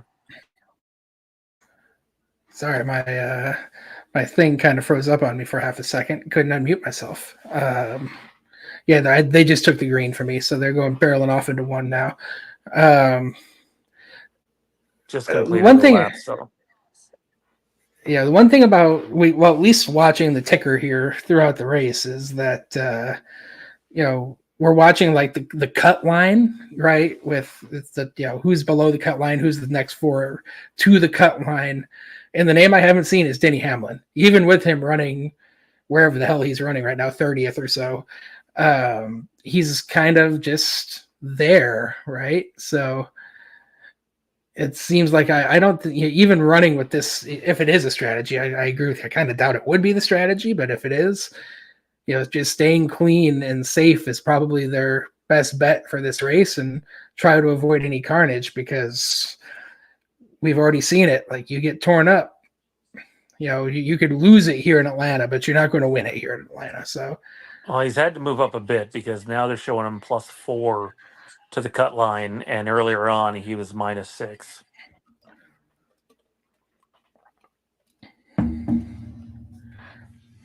I actually see him moving up here. let's see, I got SVG is up to 20th based off that last lap, and Hamlin's in 21st. So Shane and SVG are nose and tail a little bit.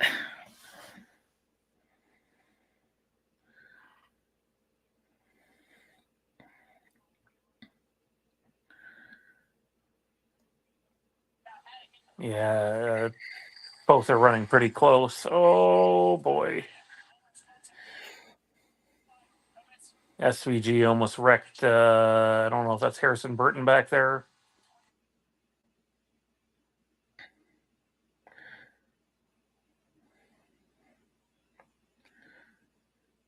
Well, there's the 16 right there. I'm riding with Hamlin now. So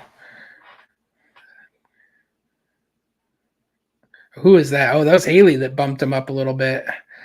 That's Haley that roughed him. Yeah, I don't know, man. It kind of feels like Hamlin's racing scared, doesn't it?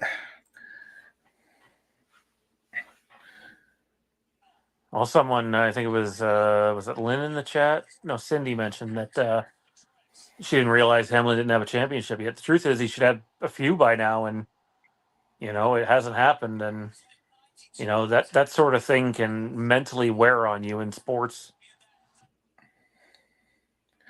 Yeah, he is without question the best NASCAR driver to not win a championship. An old name that maybe you guys don't recognize, Mark Martin, held that moniker for a long time. It's no question it's Hamlin at this point. He's the best driver to never win a championship. So, I'm personally rooting for Hamlin. I really, really want Hamlin to win a championship. I think he's raced well enough to earn one. Like, he hasn't gotten it done, self-inflicted in some cases, but I really like Hamlin's personality. I really like what he's done for the sport with his podcast.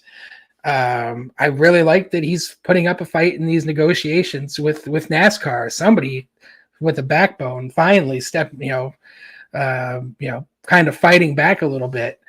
So I really, really respect Hamlin. I really hope he has his moment to win a title, whether it's this year or next year.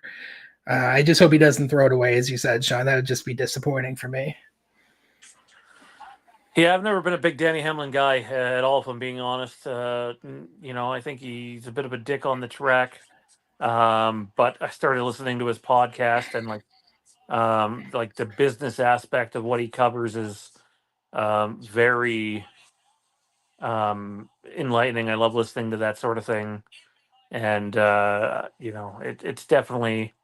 I don't know if it's made me more fond of him as a driver, but I definitely have more of a liking to Hamlin now than I did a couple years ago.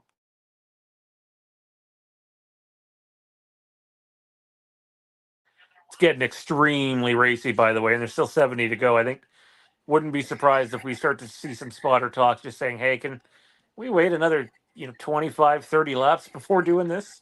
Well, you can tell Hamlin's bailed out. Hamlin's completely bailed out now. So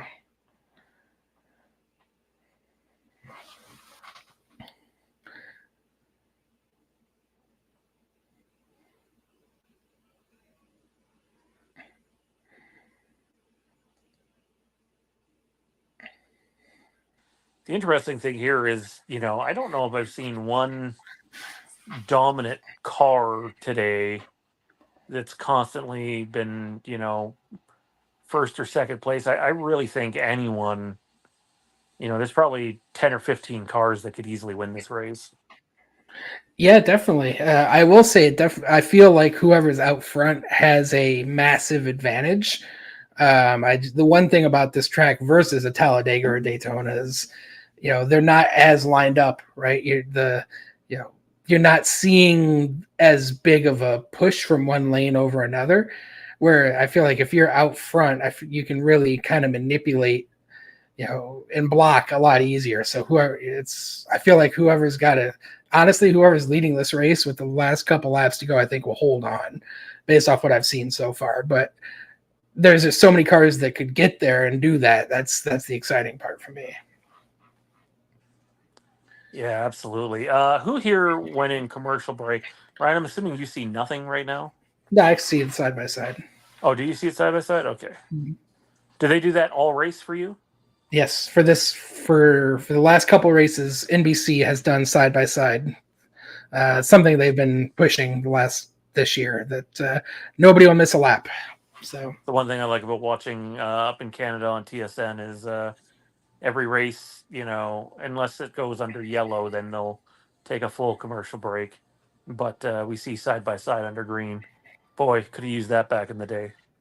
Yeah, I'm glad it's a thing now for sure.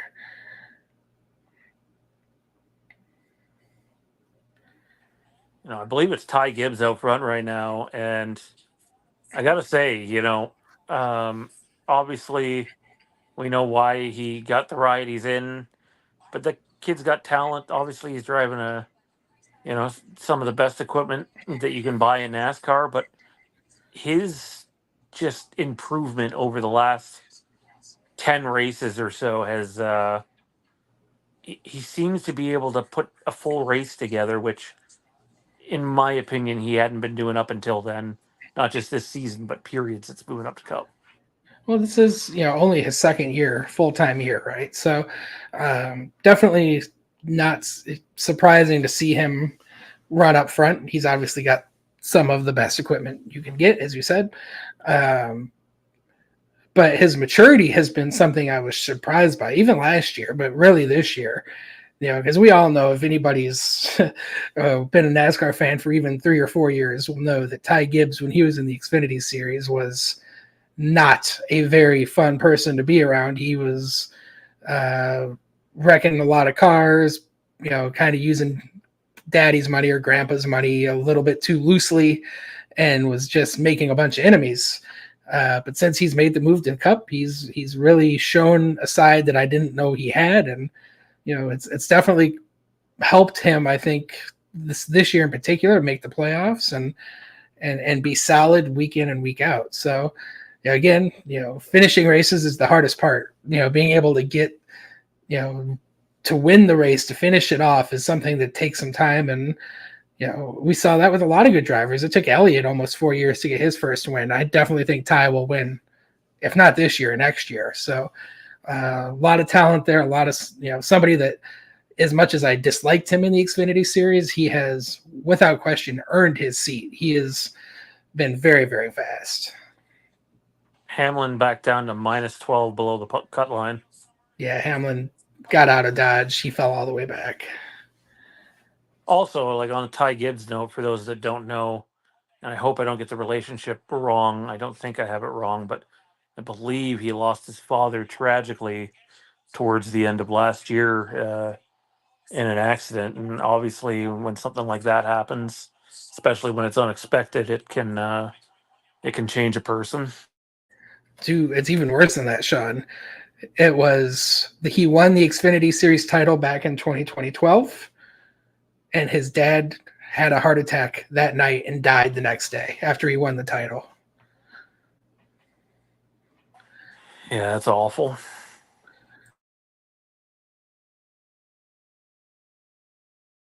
So yeah, the Gibbs have had both. So now Joe Gibbs, both of his sons are gone. Coy passed away from the heart attack. JD had I don't think it was Parkinson's, but he had some sort of degenerative disease that unfortunately he succumbed to a few years ago. So, uh, Ty has, basically relies on Joe at this point as the fatherly figure because, obviously, losing your father at 20 or even 19 when that happened, that's tough. I couldn't imagine that.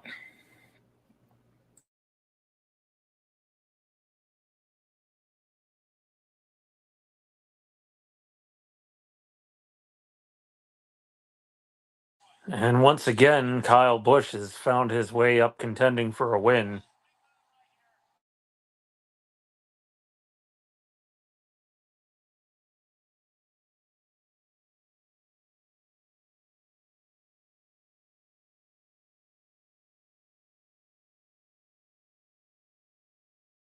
Oh, I just saw Bubba to the lead, and now Kyle to second here. He's a man on a mission. He's been on a mission for a while now.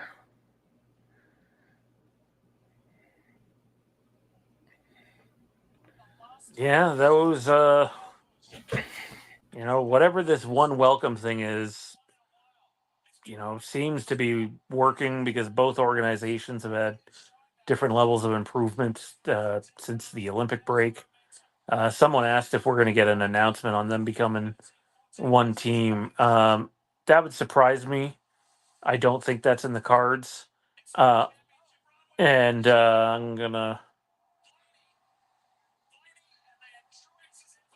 Sorry, man. I clearly when I stop talking, something has happened, but it's not as bad as it could have been.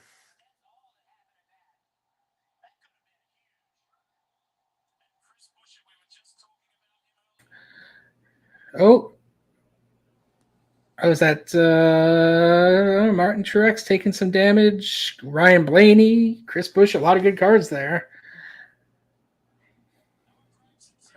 And again, like you want to know why Denny Hamlin's been riding around in the back today? It's this right here. This is why he's been doing it. I don't know how badly Truex is damaged, but probably not great.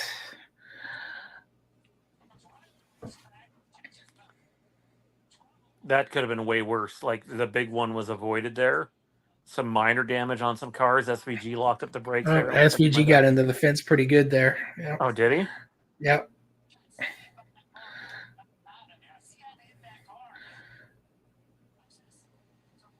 Oh, again, the 17 just way this. Same spot too. Man, that's The weird. exact same spot. Or same area in general. Just completely lost it up the hill. I tell you, Blaney took the worst of that more than Truex, but yeah, you're right. That could have been much worse than it was.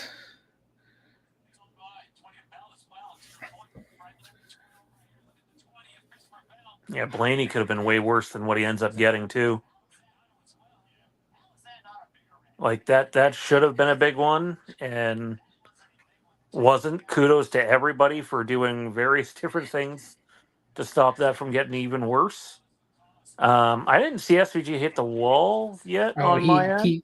he fenced it badly. Uh, It's probably able to continue on, but he definitely took some heavy right side damage. I know I seen him lock up the brakes and touch the 51 there. As my TV randomly goes to Disney Plus, so I got to get back to the race. That's weird. Oh, that was my wife's doing. So I switched the channel by accident from 4 rooms over.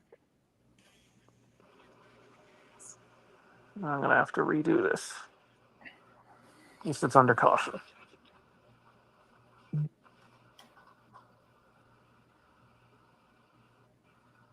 Um,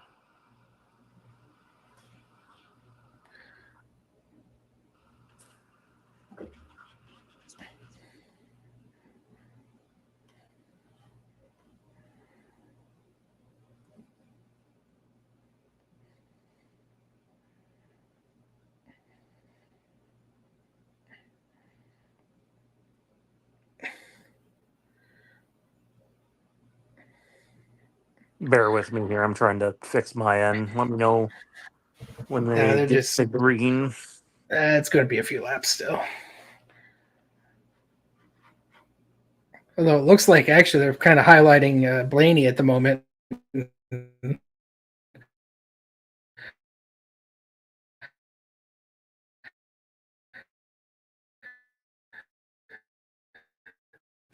Somehow, all four of his fenders look straight, which is bananas to me.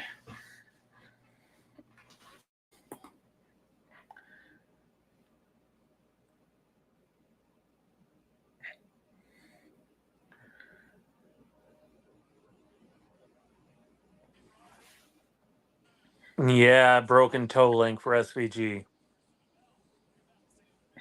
I don't know how fast they can change it, but they're changing the right rear one. If he Yeah, that was loses laps, unfortunate. it's done. He hit pretty good, unfortunately. He locked it up and then it just kind of turned up into the fence. So I'm not surprised and disappointed that it broke the toe link. Those toe links are way too sensitive.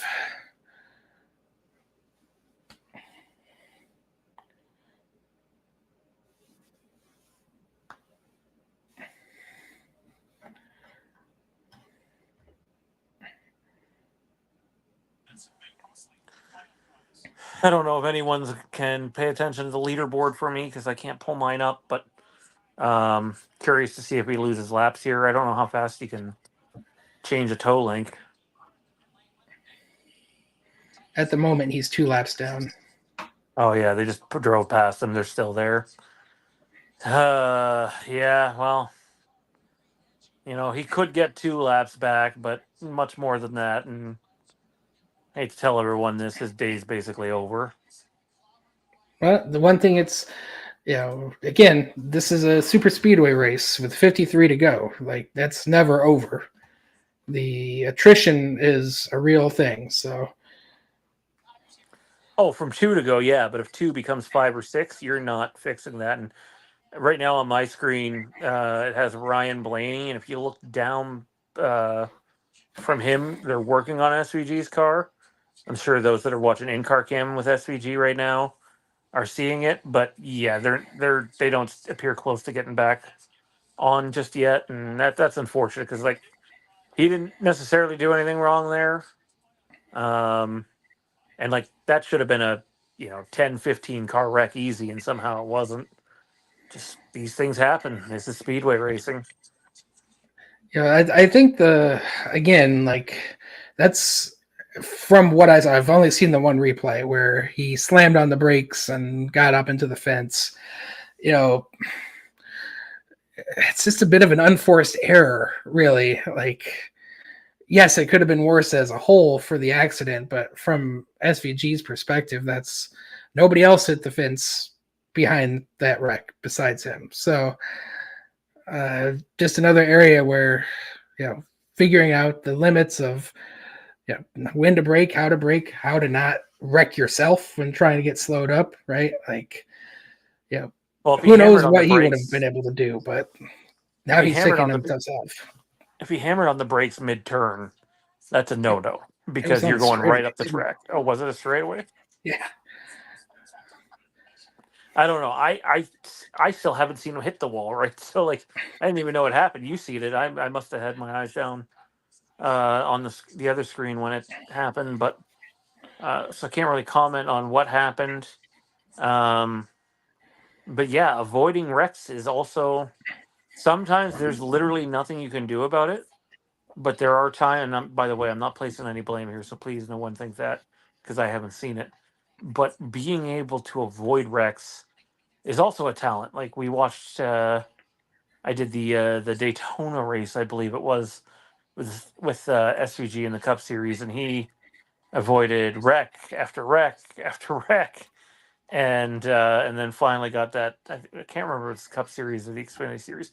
I think it was the Cup Series, and then got the debris from the 43, which ended his day.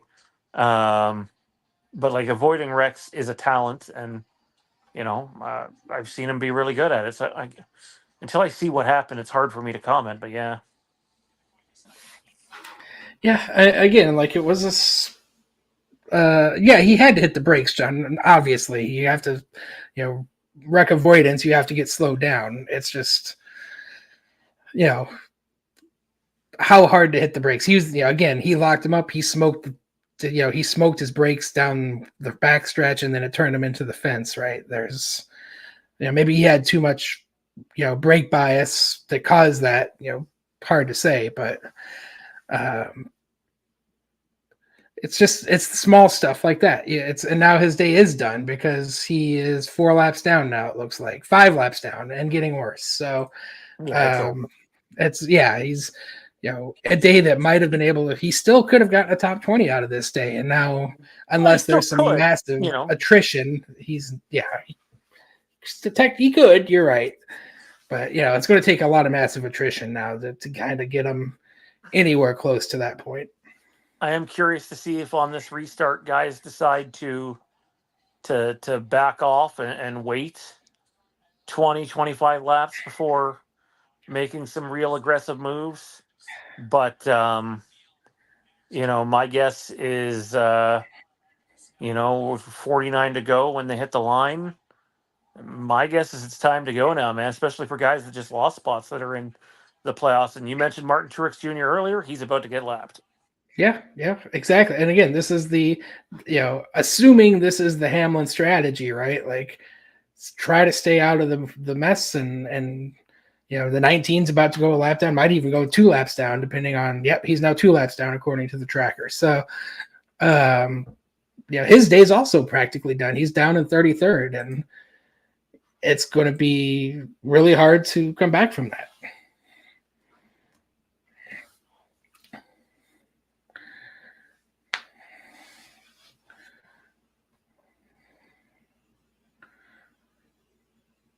Lots of playoff drivers with issues today, some worse than others, but that's what Atlanta does, right? That's the wild card aspect that, this is the day you just have to survive.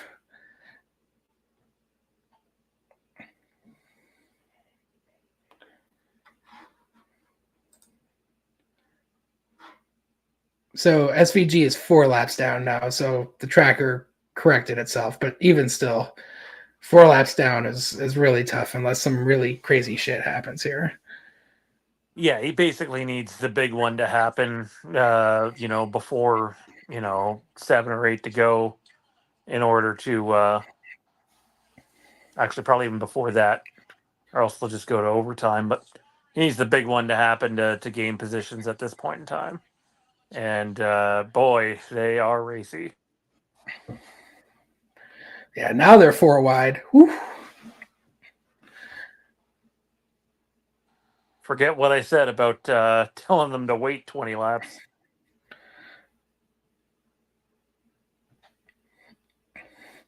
Tell you what, though, man, this is what this track does. This is what made this, because they're still spaced out, even though they're 3 and 4 wide. They're not on each other's bumpers. I really love this aspect of this style, which differs from Talladega and Daytona. I think at this point, I mean, obviously we still got 47 to go. Don't want to get the cart ahead of the horse here, but to me, this is what makes Atlanta, I think, the best super speedway track we've got at the moment. Is I love that they're not just bumper to bumper to bumper. This is really enticing stuff to watch. Don't get me wrong, I love it, but I miss old slick Atlanta. Obviously, AJ was really good there. Good here too, but I'm for more super speedway racing, and honestly, it was probably overdue from NASCAR's standpoint. My hope is they just, and I just hope they don't do too much of it, right? Too much of a good thing is a bad thing. And I think 6 is a pretty magical number for what they've got here.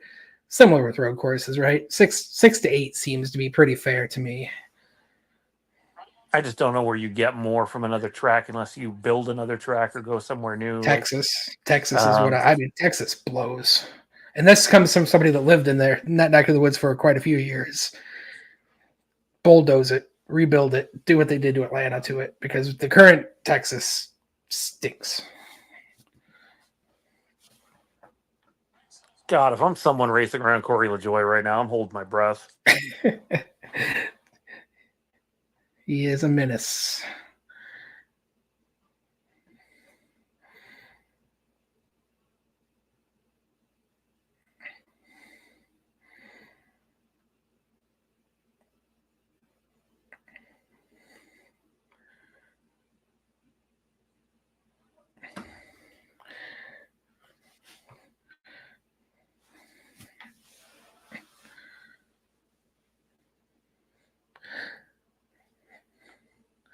Man, watching some of these guys run that very high line across the fence is fun. I mean, man, what Ty Gibbs is doing is pretty cool. I think it's just hitting me that AJ and Joey Logano have the same spotter. Yep, Coleman Presley. Yep.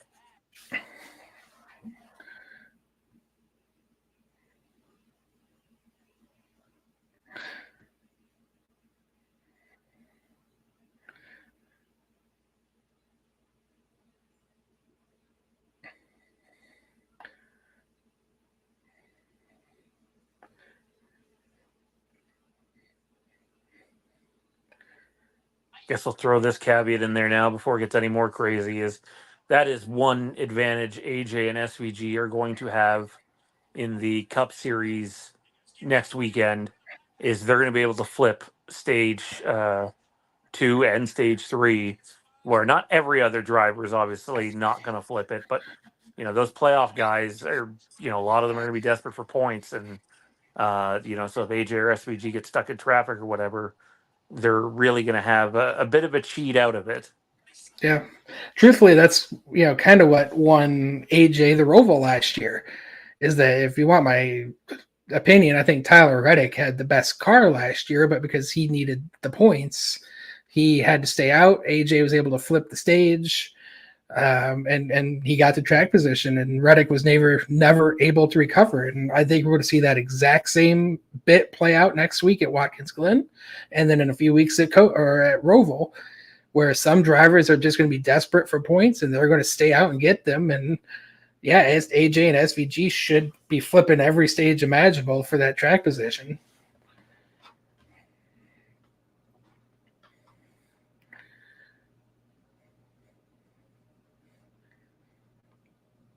Tell you what, though, Reddick has been moving forward too. I've been watching Reddick and Gibbs are just marching to the front here. Lots of bump drafting going on right now. I don't think we've seen our last caution today, and if we have, well, that's a bet that I wouldn't place.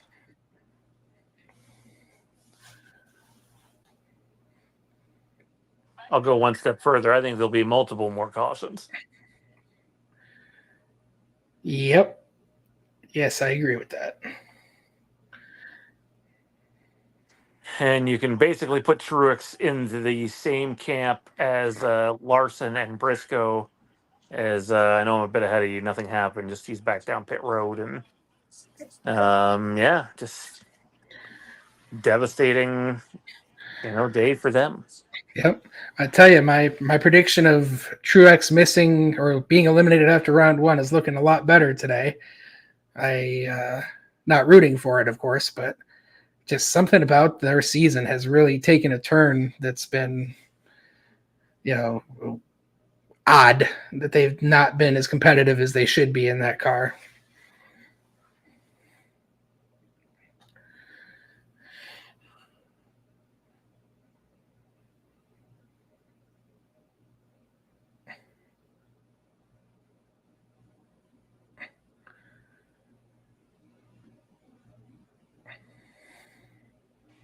Like, if you're new to this style of racing, and it's not me guessing that there's going to be another caution.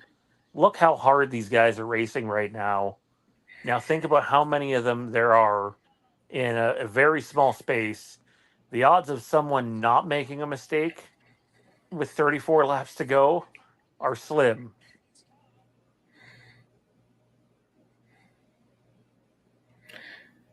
Yeah, and look at I'm on board with Logano now, and just seeing how when they get a run, how aggressive the run is, and how much more how much faster you are than the car around you. It's just you don't even need to make a mistake for a wreck to happen when the closing speeds are that severe that it's just likely that it's going to happen at some point here.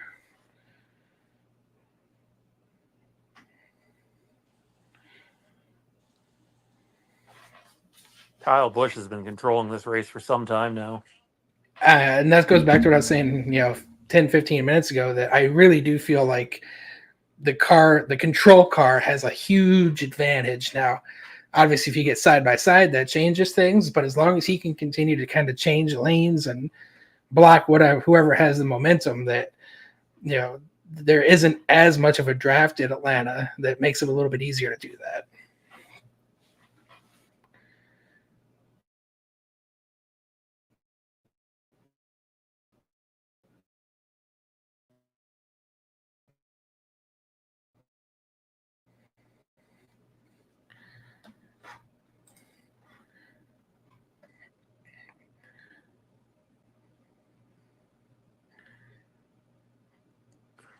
Whether we see a big one or not, the racing is just incredible. Yeah, Sean, when we were talking about, which one of these races we wanted to do this live stream for, this was a big reason I wanted to do the Cup one, is that this is just not something we see in the Xfinity race.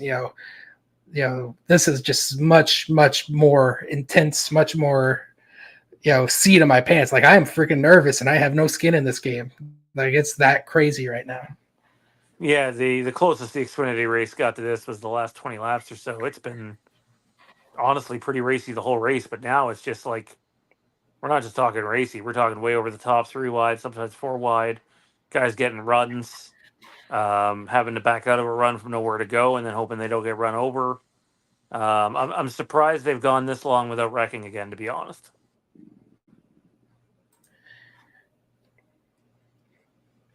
Well, they are the best in the world for a reason, right? Like, this is,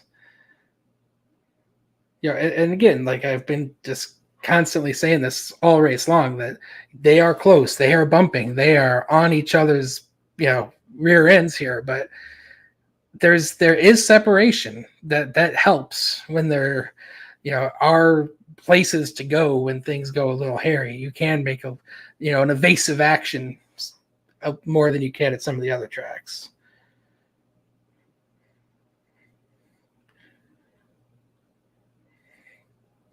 Cindy says can't possibly pick a winner here. Right now, if it stays green, my money's on Kyle Busch, but yeah, who knows? Throw 10 or 12 names in a hat and pick one out.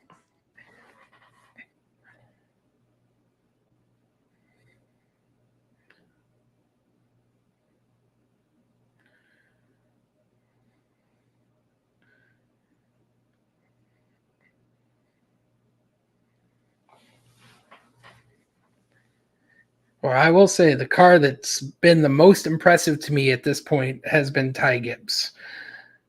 He's been able to do a little bit more with his car than I've seen out of others to this point. And now he's got himself up to the second spot behind Byron here. So if he can get to the front, that's going to be bad news, I think, for the rest of the field. Well, hold on just a moment.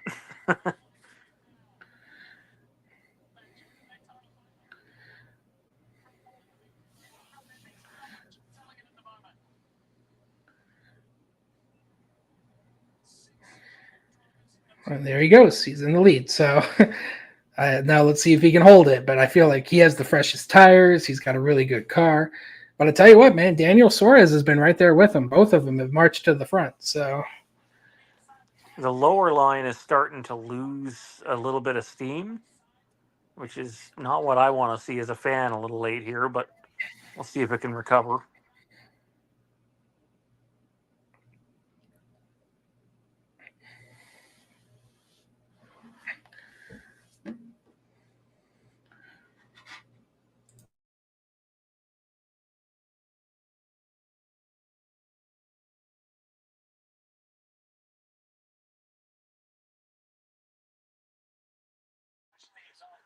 $24 to go here.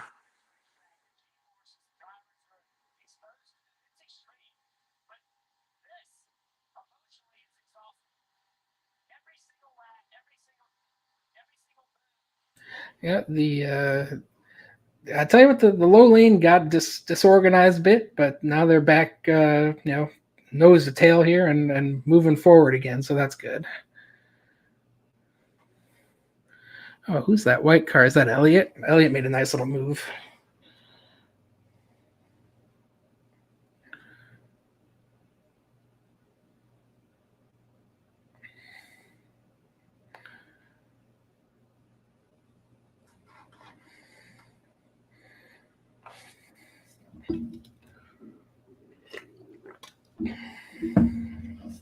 Interestingly enough, we've gotten down to obviously the low line stalling out helped us happen, but the three wide racing, which was 5 or 6 rows deep, has become two wide racing for the most part, and I'm curious if we'll get back to three wide racing at this point, or if too much momentum has died out.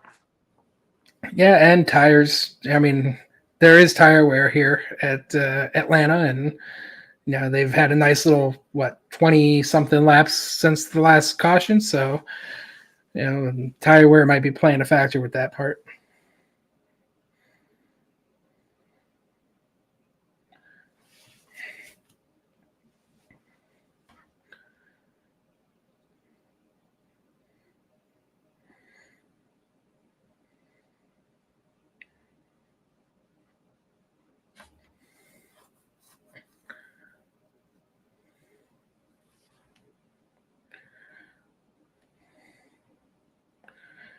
Bunch of guys apparently saving fuel still.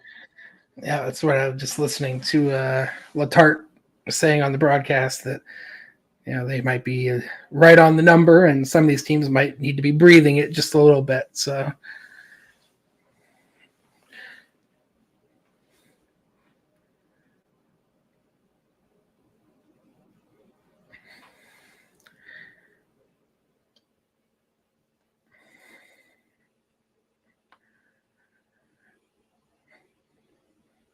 interesting. So yeah, they're saying there needs to be about 10 more laps of conservation before they can go, which kind of takes some of the pizzazz out of this, but we'll see if that plays out. Considering how they were racing 20 laps ago compared to now, it's almost the exact opposite of how it should have been. They're almost like, yeah, we'll race hard. Somebody's going to wreck. We'll be fine.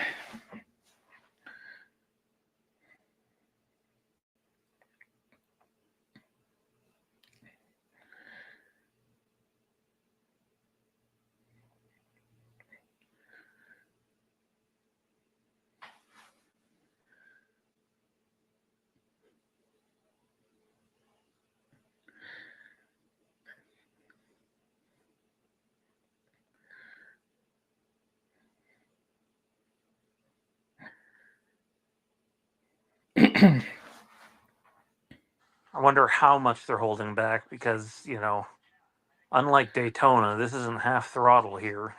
No, not at all. And with Ty Gibbs having more than enough fuel to make it to the end, there is, he's going to be full send for the rest of this race. So either you stay with him or he's going to drive away from you. So I definitely don't think they're saving much of anything at this point.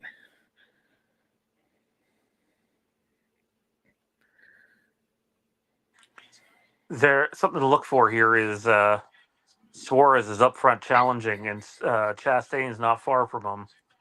Look for some orchestrated teammate help there.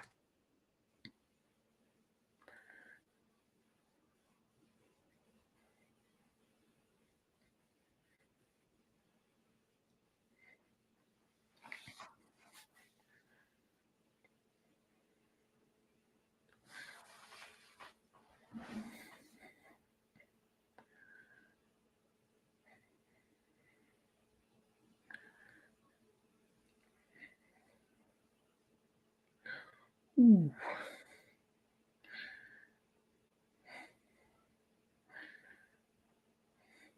Tell you what, just on a Kaulig front, Hemrick is slowly making some gains himself here. So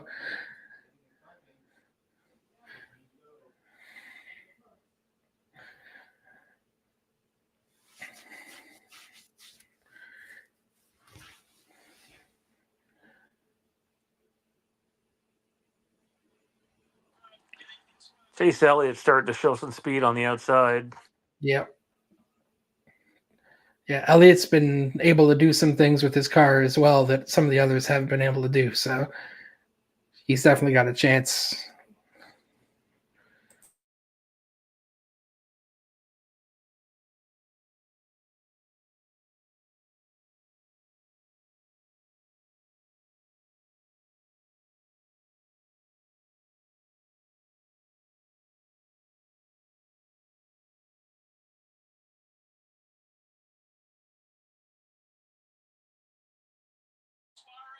$12 to go, and I still feel like it's going to get racier here. If not, that'd be pretty surprising.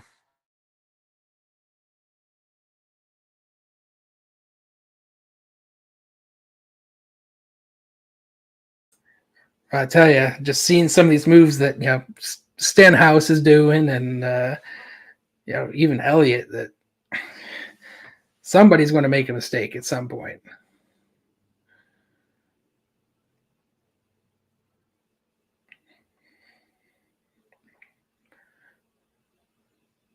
And here comes Blaney. Man, Blaney's making a big move as well. So, and Logano, yeah, the Fords are starting to gang up a little bit here towards the front, which is bad news bears for everybody else as well.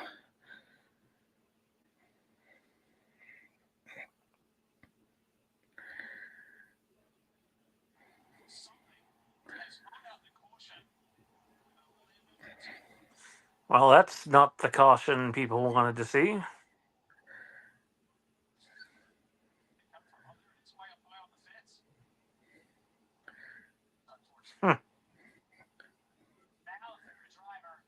Oh, debris caution.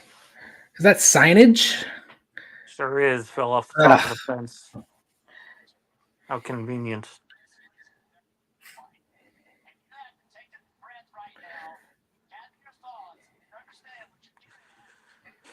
Well, that's good for Hamlin. At least he can get himself reset a little bit here. And that is unfortunate. This was getting really dicey. I didn't want to see that. See, for me, like, that's a caution. There's basically no cleanup needed. You know, you should be green again with 7 to go. If they're not green again till 4 or 5 to go, that's poor handling on NASCAR's part. Yeah, I agree with you. I know they want to give everybody a chance to pit, right? So there'll be a lap for that. But and then you got to choose. But I think 7 to go is fair. They should be green again at that point.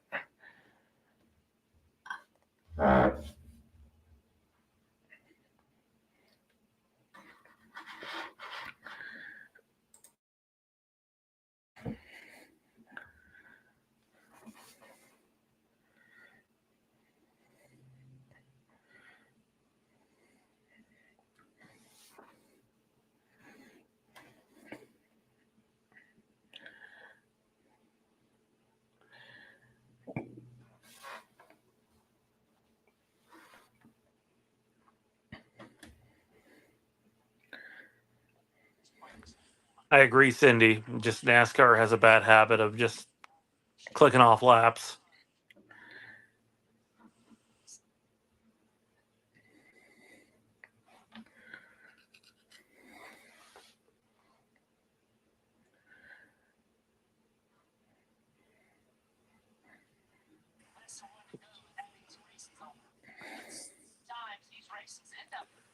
What do you think we go back green here?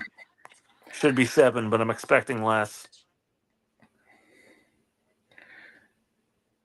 Yeah, I mean, I would like to see them do a quickie caution here and get this thing done with 7 to go.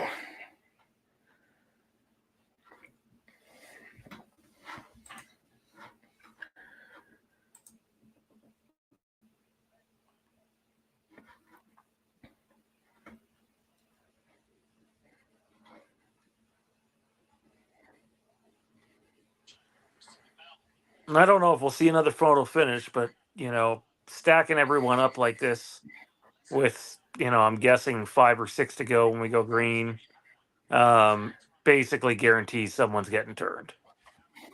All right, well, now they just opened the pit road. I don't know why they didn't do it the lap before, but because they're NASCAR. But so now, all right. So now we're coming to 8, which means they'll hopefully do the choose with 7.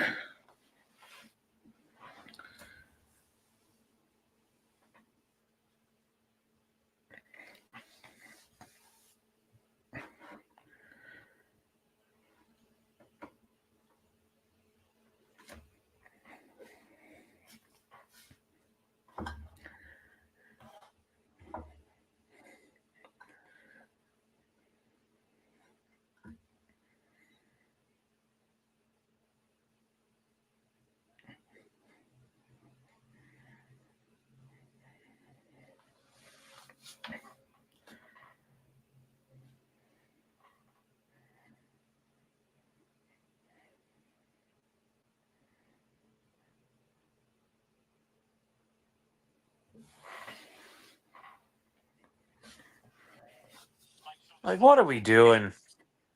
What are we doing? They just took another sign down that was not hanging just to prevent it from coming down. And it's like, so what? You can burn another lap?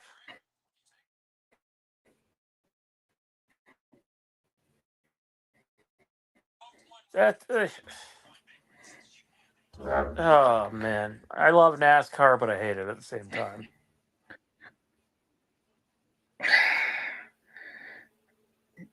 Yeah, this is ridiculous. They don't even need overtime chaos for this track, TK. Like, this track's going to give it to us either way.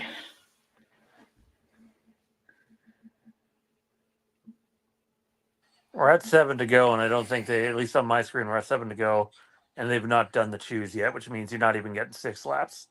Total fucking joke on NASCAR's part.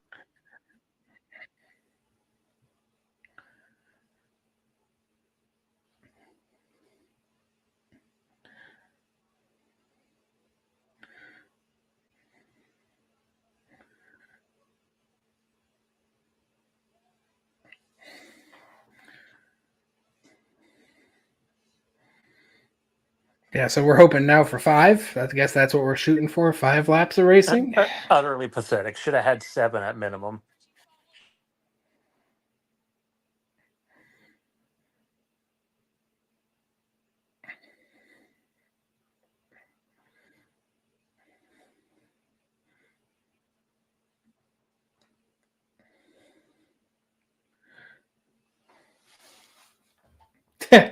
Yes, Cindy.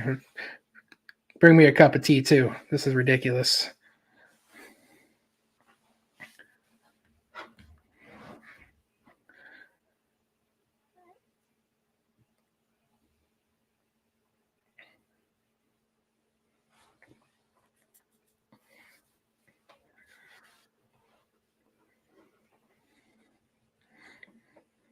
Five to go when we take the green. Unreal.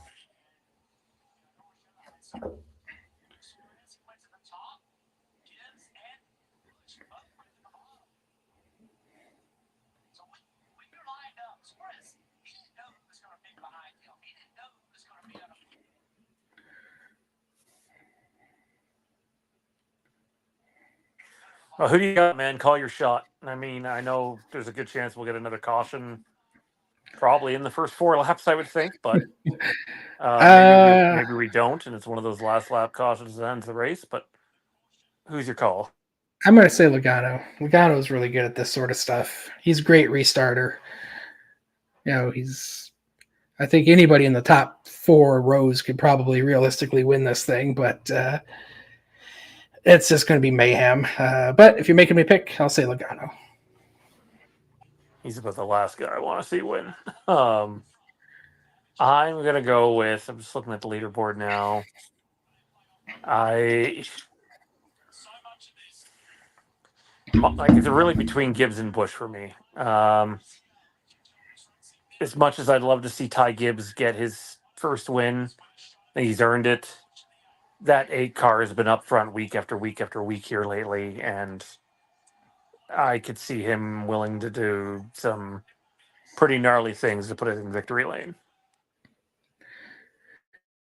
But see, I almost disagree with you on that front because he's had opportunities to do some gnarly things these last few weeks, and he's been incredibly clean. And I think that's Kyle's kind of gotten a bad rap because of his attitude over the years. But he is one of the cleanest racers in NASCAR and has been for quite a while.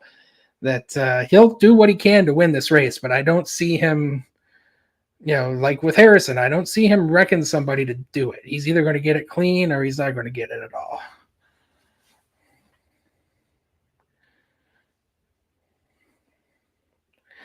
Tell you what, that was I don't know, I'm sure you're ahead of me, but Gibbs got a piss poor restart there.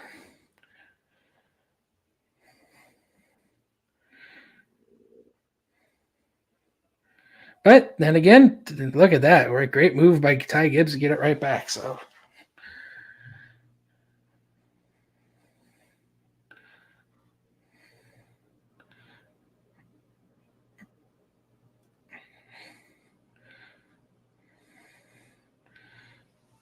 Oh, Kyle Busch to the inside, 3 wide. Whew.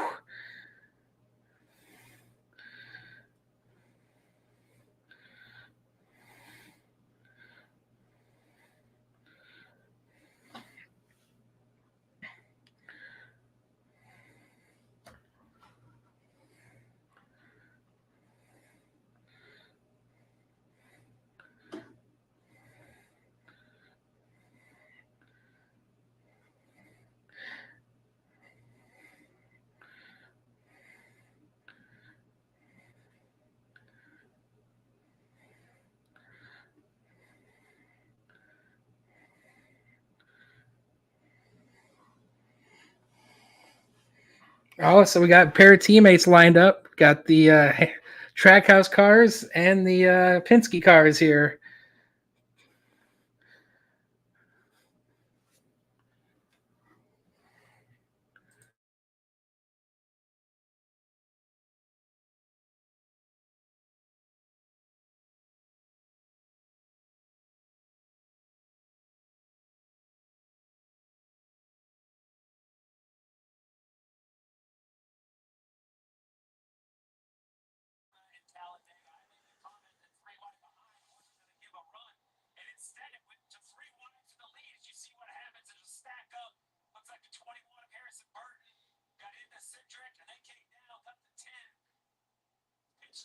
You caught up? Yeah, you guys are definitely pretty far ahead of me. I just saw the Gregson issue. Yeah. At this point, I don't know what to do but stay silent so I don't spoil it for you. So,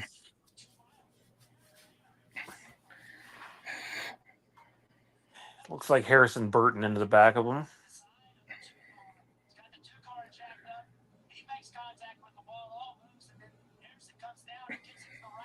Yet again, right? Like, I mean, that's a hard hit for Noah, but that could have been so many more cars than just a 1-car wreck there.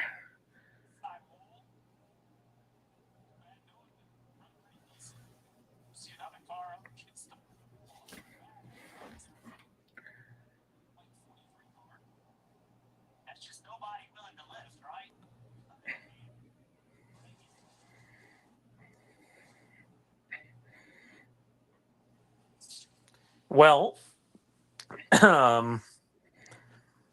does anyone run out of fuel? Nah, these guys are so good at saving fuel that they should be good, I would assume, for at least one of these green-white checkers here. Logano, Suarez, Chastain, Elliott, Bowman, Bush, Reddick, Byron, Cindric, Haley, all very low.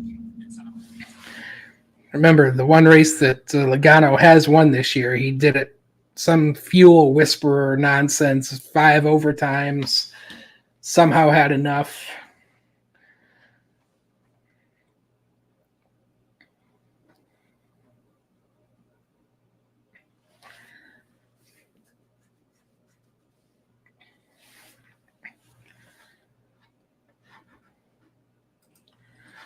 Noah Gragson, sucks for him. One of 2 confirmed FRM drivers. We believe they have a 3rd charter, but whether they'll get to use it at this point or not, who knows? You would think they would. And I think it'll be Zane Smith, despite what Kevin Harvick said, but who knows?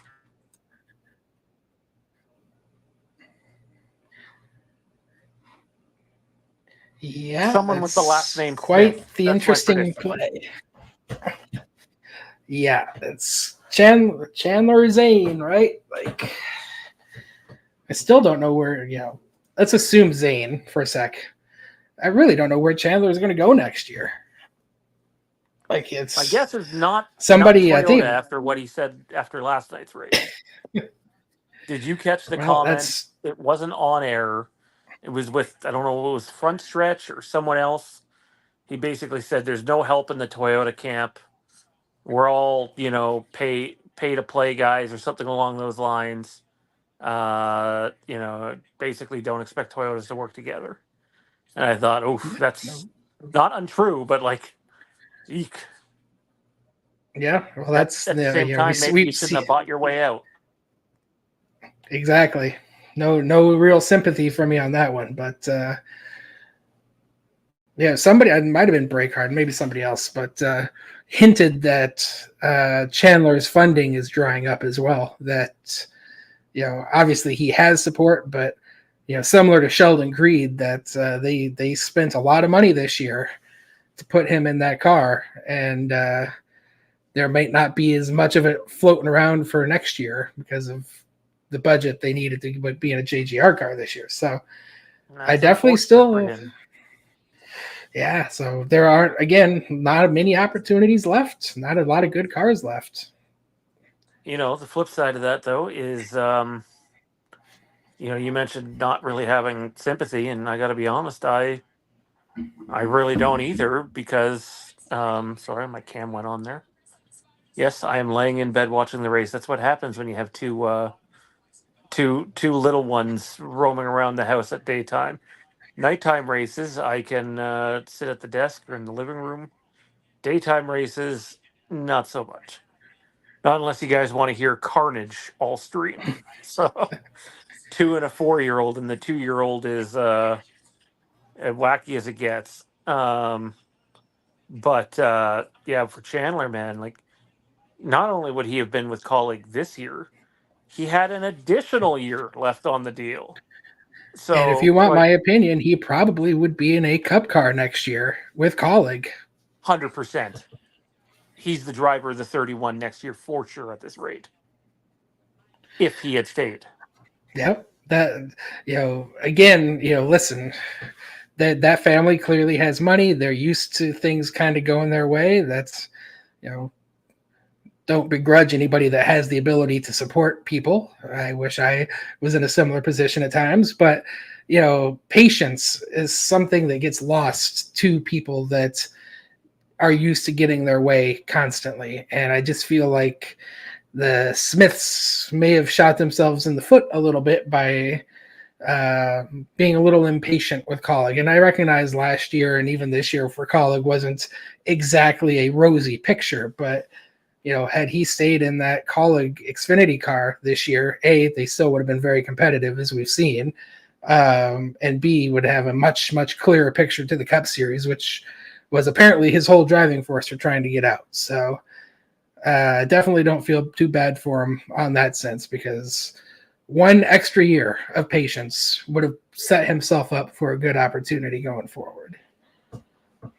100%. And like, how much did he sacrifice for 1 year of JGR? Like, could he win the championships this year in Xfinity? Yeah, but I got to tell you, there are other cars getting better right now. That you know, sorry to SVG fans, I don't think he has a shot to win the championship in Xfinity just because of where he runs on ovals. But like Jesse Love, Austin Hill, AJ Allmendinger, I put them right up there with the Toyota cars right now. Justin Maybe not. Allgaier, Sheldon Creed. Oh, for Allgaier for sure. I Yeah. mean, Creed's in a Toyota car for sure too. But Oh, Custer. Custer's got a real strong chance. Custer, Like, yeah, there's like so many good cars in the Xfinity series this year.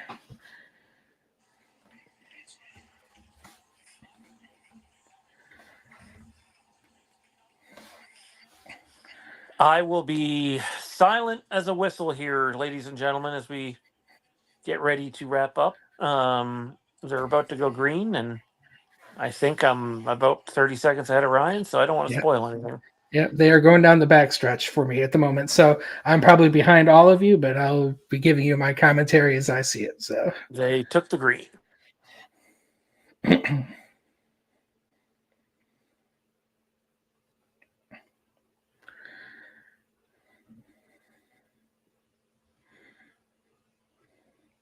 still waiting.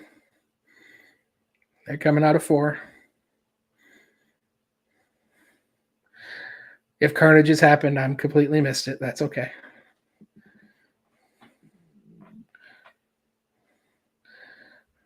All right, finally, just crossed the start-finish line. Jeez Louise, you're so far ahead of me.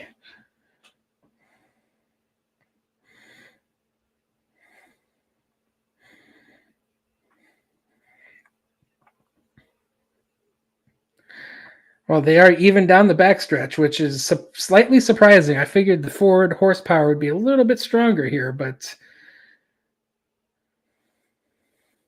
Oh, something happened to Chastain. That's bad news for Suarez here. As you know, the 12 is going to be sticking with the 99.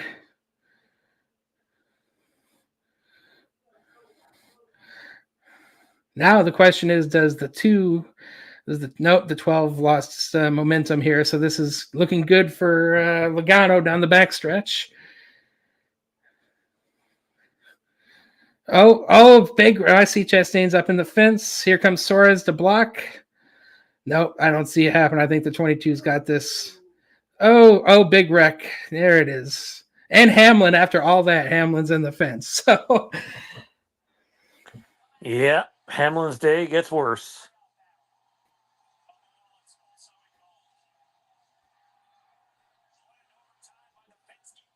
I can't stand Joey Logano, but you called it.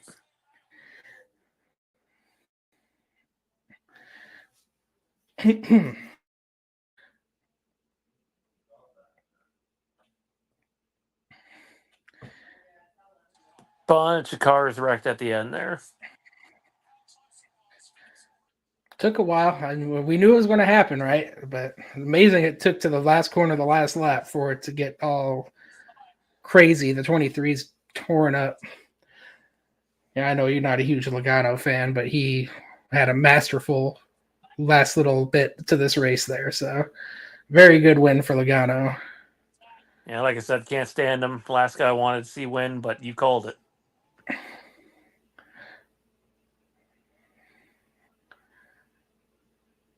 And, obviously having that support from the 12 was huge.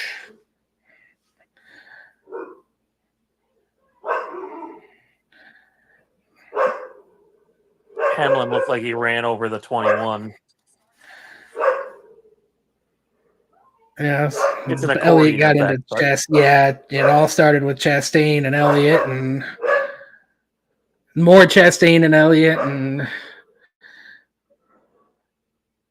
tell you what, man, I don't know what happened to Gibbs there. I kind of lost track of him, but he went from a chance to win this race to middle of that mess there. Him and Busch, that's not the finishes they wanted, needless to say. And then, of course, Cody Ware just cleans it up because that's what Cody Ware does. I would say I'm surprised, but I'm not. Anyways, though, ladies and gentlemen, that was a race. We're almost at 3 hours here. Pretty quick race, if there would have been more wrecks and possible red flags. I expected this to be closer to the 4-hour mark, but 3 hours for a cup race, I'll take it. Don't forget to like, comment, subscribe, slash that notification bell, ring it, whatever it does to keep up with all of our content. I know a couple of people reached out to me to say they hadn't even gotten updates on content and they had to go looking for it. That's YouTube. We're still a very small channel. So best bet is if you're looking for it, just go to the channel and see if a new video has been posted. Sometimes YouTube will share a bunch of your stuff and sometimes they won't. Don't forget, next weekend, we are doing Watkins Glen, the Cup Series race on the Sunday. So if you're across the pond and you're an SVG fan, you want to see a race where he's more than likely going to run towards the front, set your alarms early and come out for that and hang out with us. Cannot stress enough how important the engagement is on our videos. We're only at about 630 subscribers, so definitely, engage with the videos. Will attract more people. Check us out on social media at Kaulignation on X, Twitter, whatever you're calling it this week. Facebook is Kaulignation, Dinger Nation, and SVG Nation is up. So if you don't know the link to it, head over to Facebook, click on the groups tab, punch in SVG Nation, and it should pop right up. Really thankful to everybody who's gone over there so far. And then, as always, we welcome donations and super chats. It allows us to do the amount of content that we're doing. I know we just hit the monetization recently, but it'll be a big part of our channel moving forward. A little late in the season to be introducing any sort of membership thing now, but come next season, I think we'll have some sort of bonus content and memberships available for people to look at. We're not going to half-ass it and put out something just because we're monetized we're monetized for live streams. That's the other thing, just so people understand the YouTube game. We are not monetized for our standalone videos. That hits at 1,000 subscribers, so it helps us out, helps out the channel go. And as for this week, I'm sure there'll be something to talk about, and at some point Ryan and I will get together and probably put out a couple of shorter videos, even a few shorter videos, but they won't be of the 20 or 30-minute variety, unless something just absolutely massive happens in the week. But really looking forward to Watkins Glen with you next weekend, man. And I'm looking forward to watching the Xfinity one on Saturday too. Yeah, next weekend is one of my favorite race weekends of the year for obvious reasons. Back before NASCAR added all of these extra road courses to the Cup Series, Watkins Glen was always the track where AJ really had a chance to win and compete, and obviously he got his first career win there. So Watkins Glen's one of my favorites. It's actually not too far from where I live. I'm not going this year, but hopefully soon I'll be able to make the drive up to upstate New York to see that in person. Beautiful area, by the way, for those that don't know the United States topography very well. Upstate New York is just beautiful. So looking forward to that race. Looking forward to both of our cars being really competitive on Saturday and Sunday. And yeah, as Sean said, guys, we're a pretty small channel, and we thank you so much for following us along and helping us grow, because it's really meant a ton to us. So continue to look for our videos. If you haven't subscribed, I know you are, but it pops up on a little icon when a new video shows up. So even if you don't see it on your front screen, if you see a little dot, that means we got something new for you. So continue to put that out for you, and again, every little bit helps. We're not here to make money, guys, but it just helps us grow the channel, continue to put better content out, make everything look nice for you. So it's something that's near and dear to our heart. We thank you so much. And I know from my end, I'm looking forward to talking to you guys again real soon. Absolutely, man. Thank you for taking the time today. Thank you for everybody who came out and chatted with us and enjoyed the race. I know for a lot of our subscribers that are across the pond, like we did that one nighttime stream there where we weren't starting till like 7 o'clock at night or whatever, and it's not even 7 o'clock now. So it's probably harder for them to make Sundays at this time, with it being Monday morning. But big thank you to everybody, and like, comment, subscribe, and we'll see you again. Keep a smile on that face and have a fantastic week ahead. We're going road course racing, everybody. Cannot wait. We'll see you then.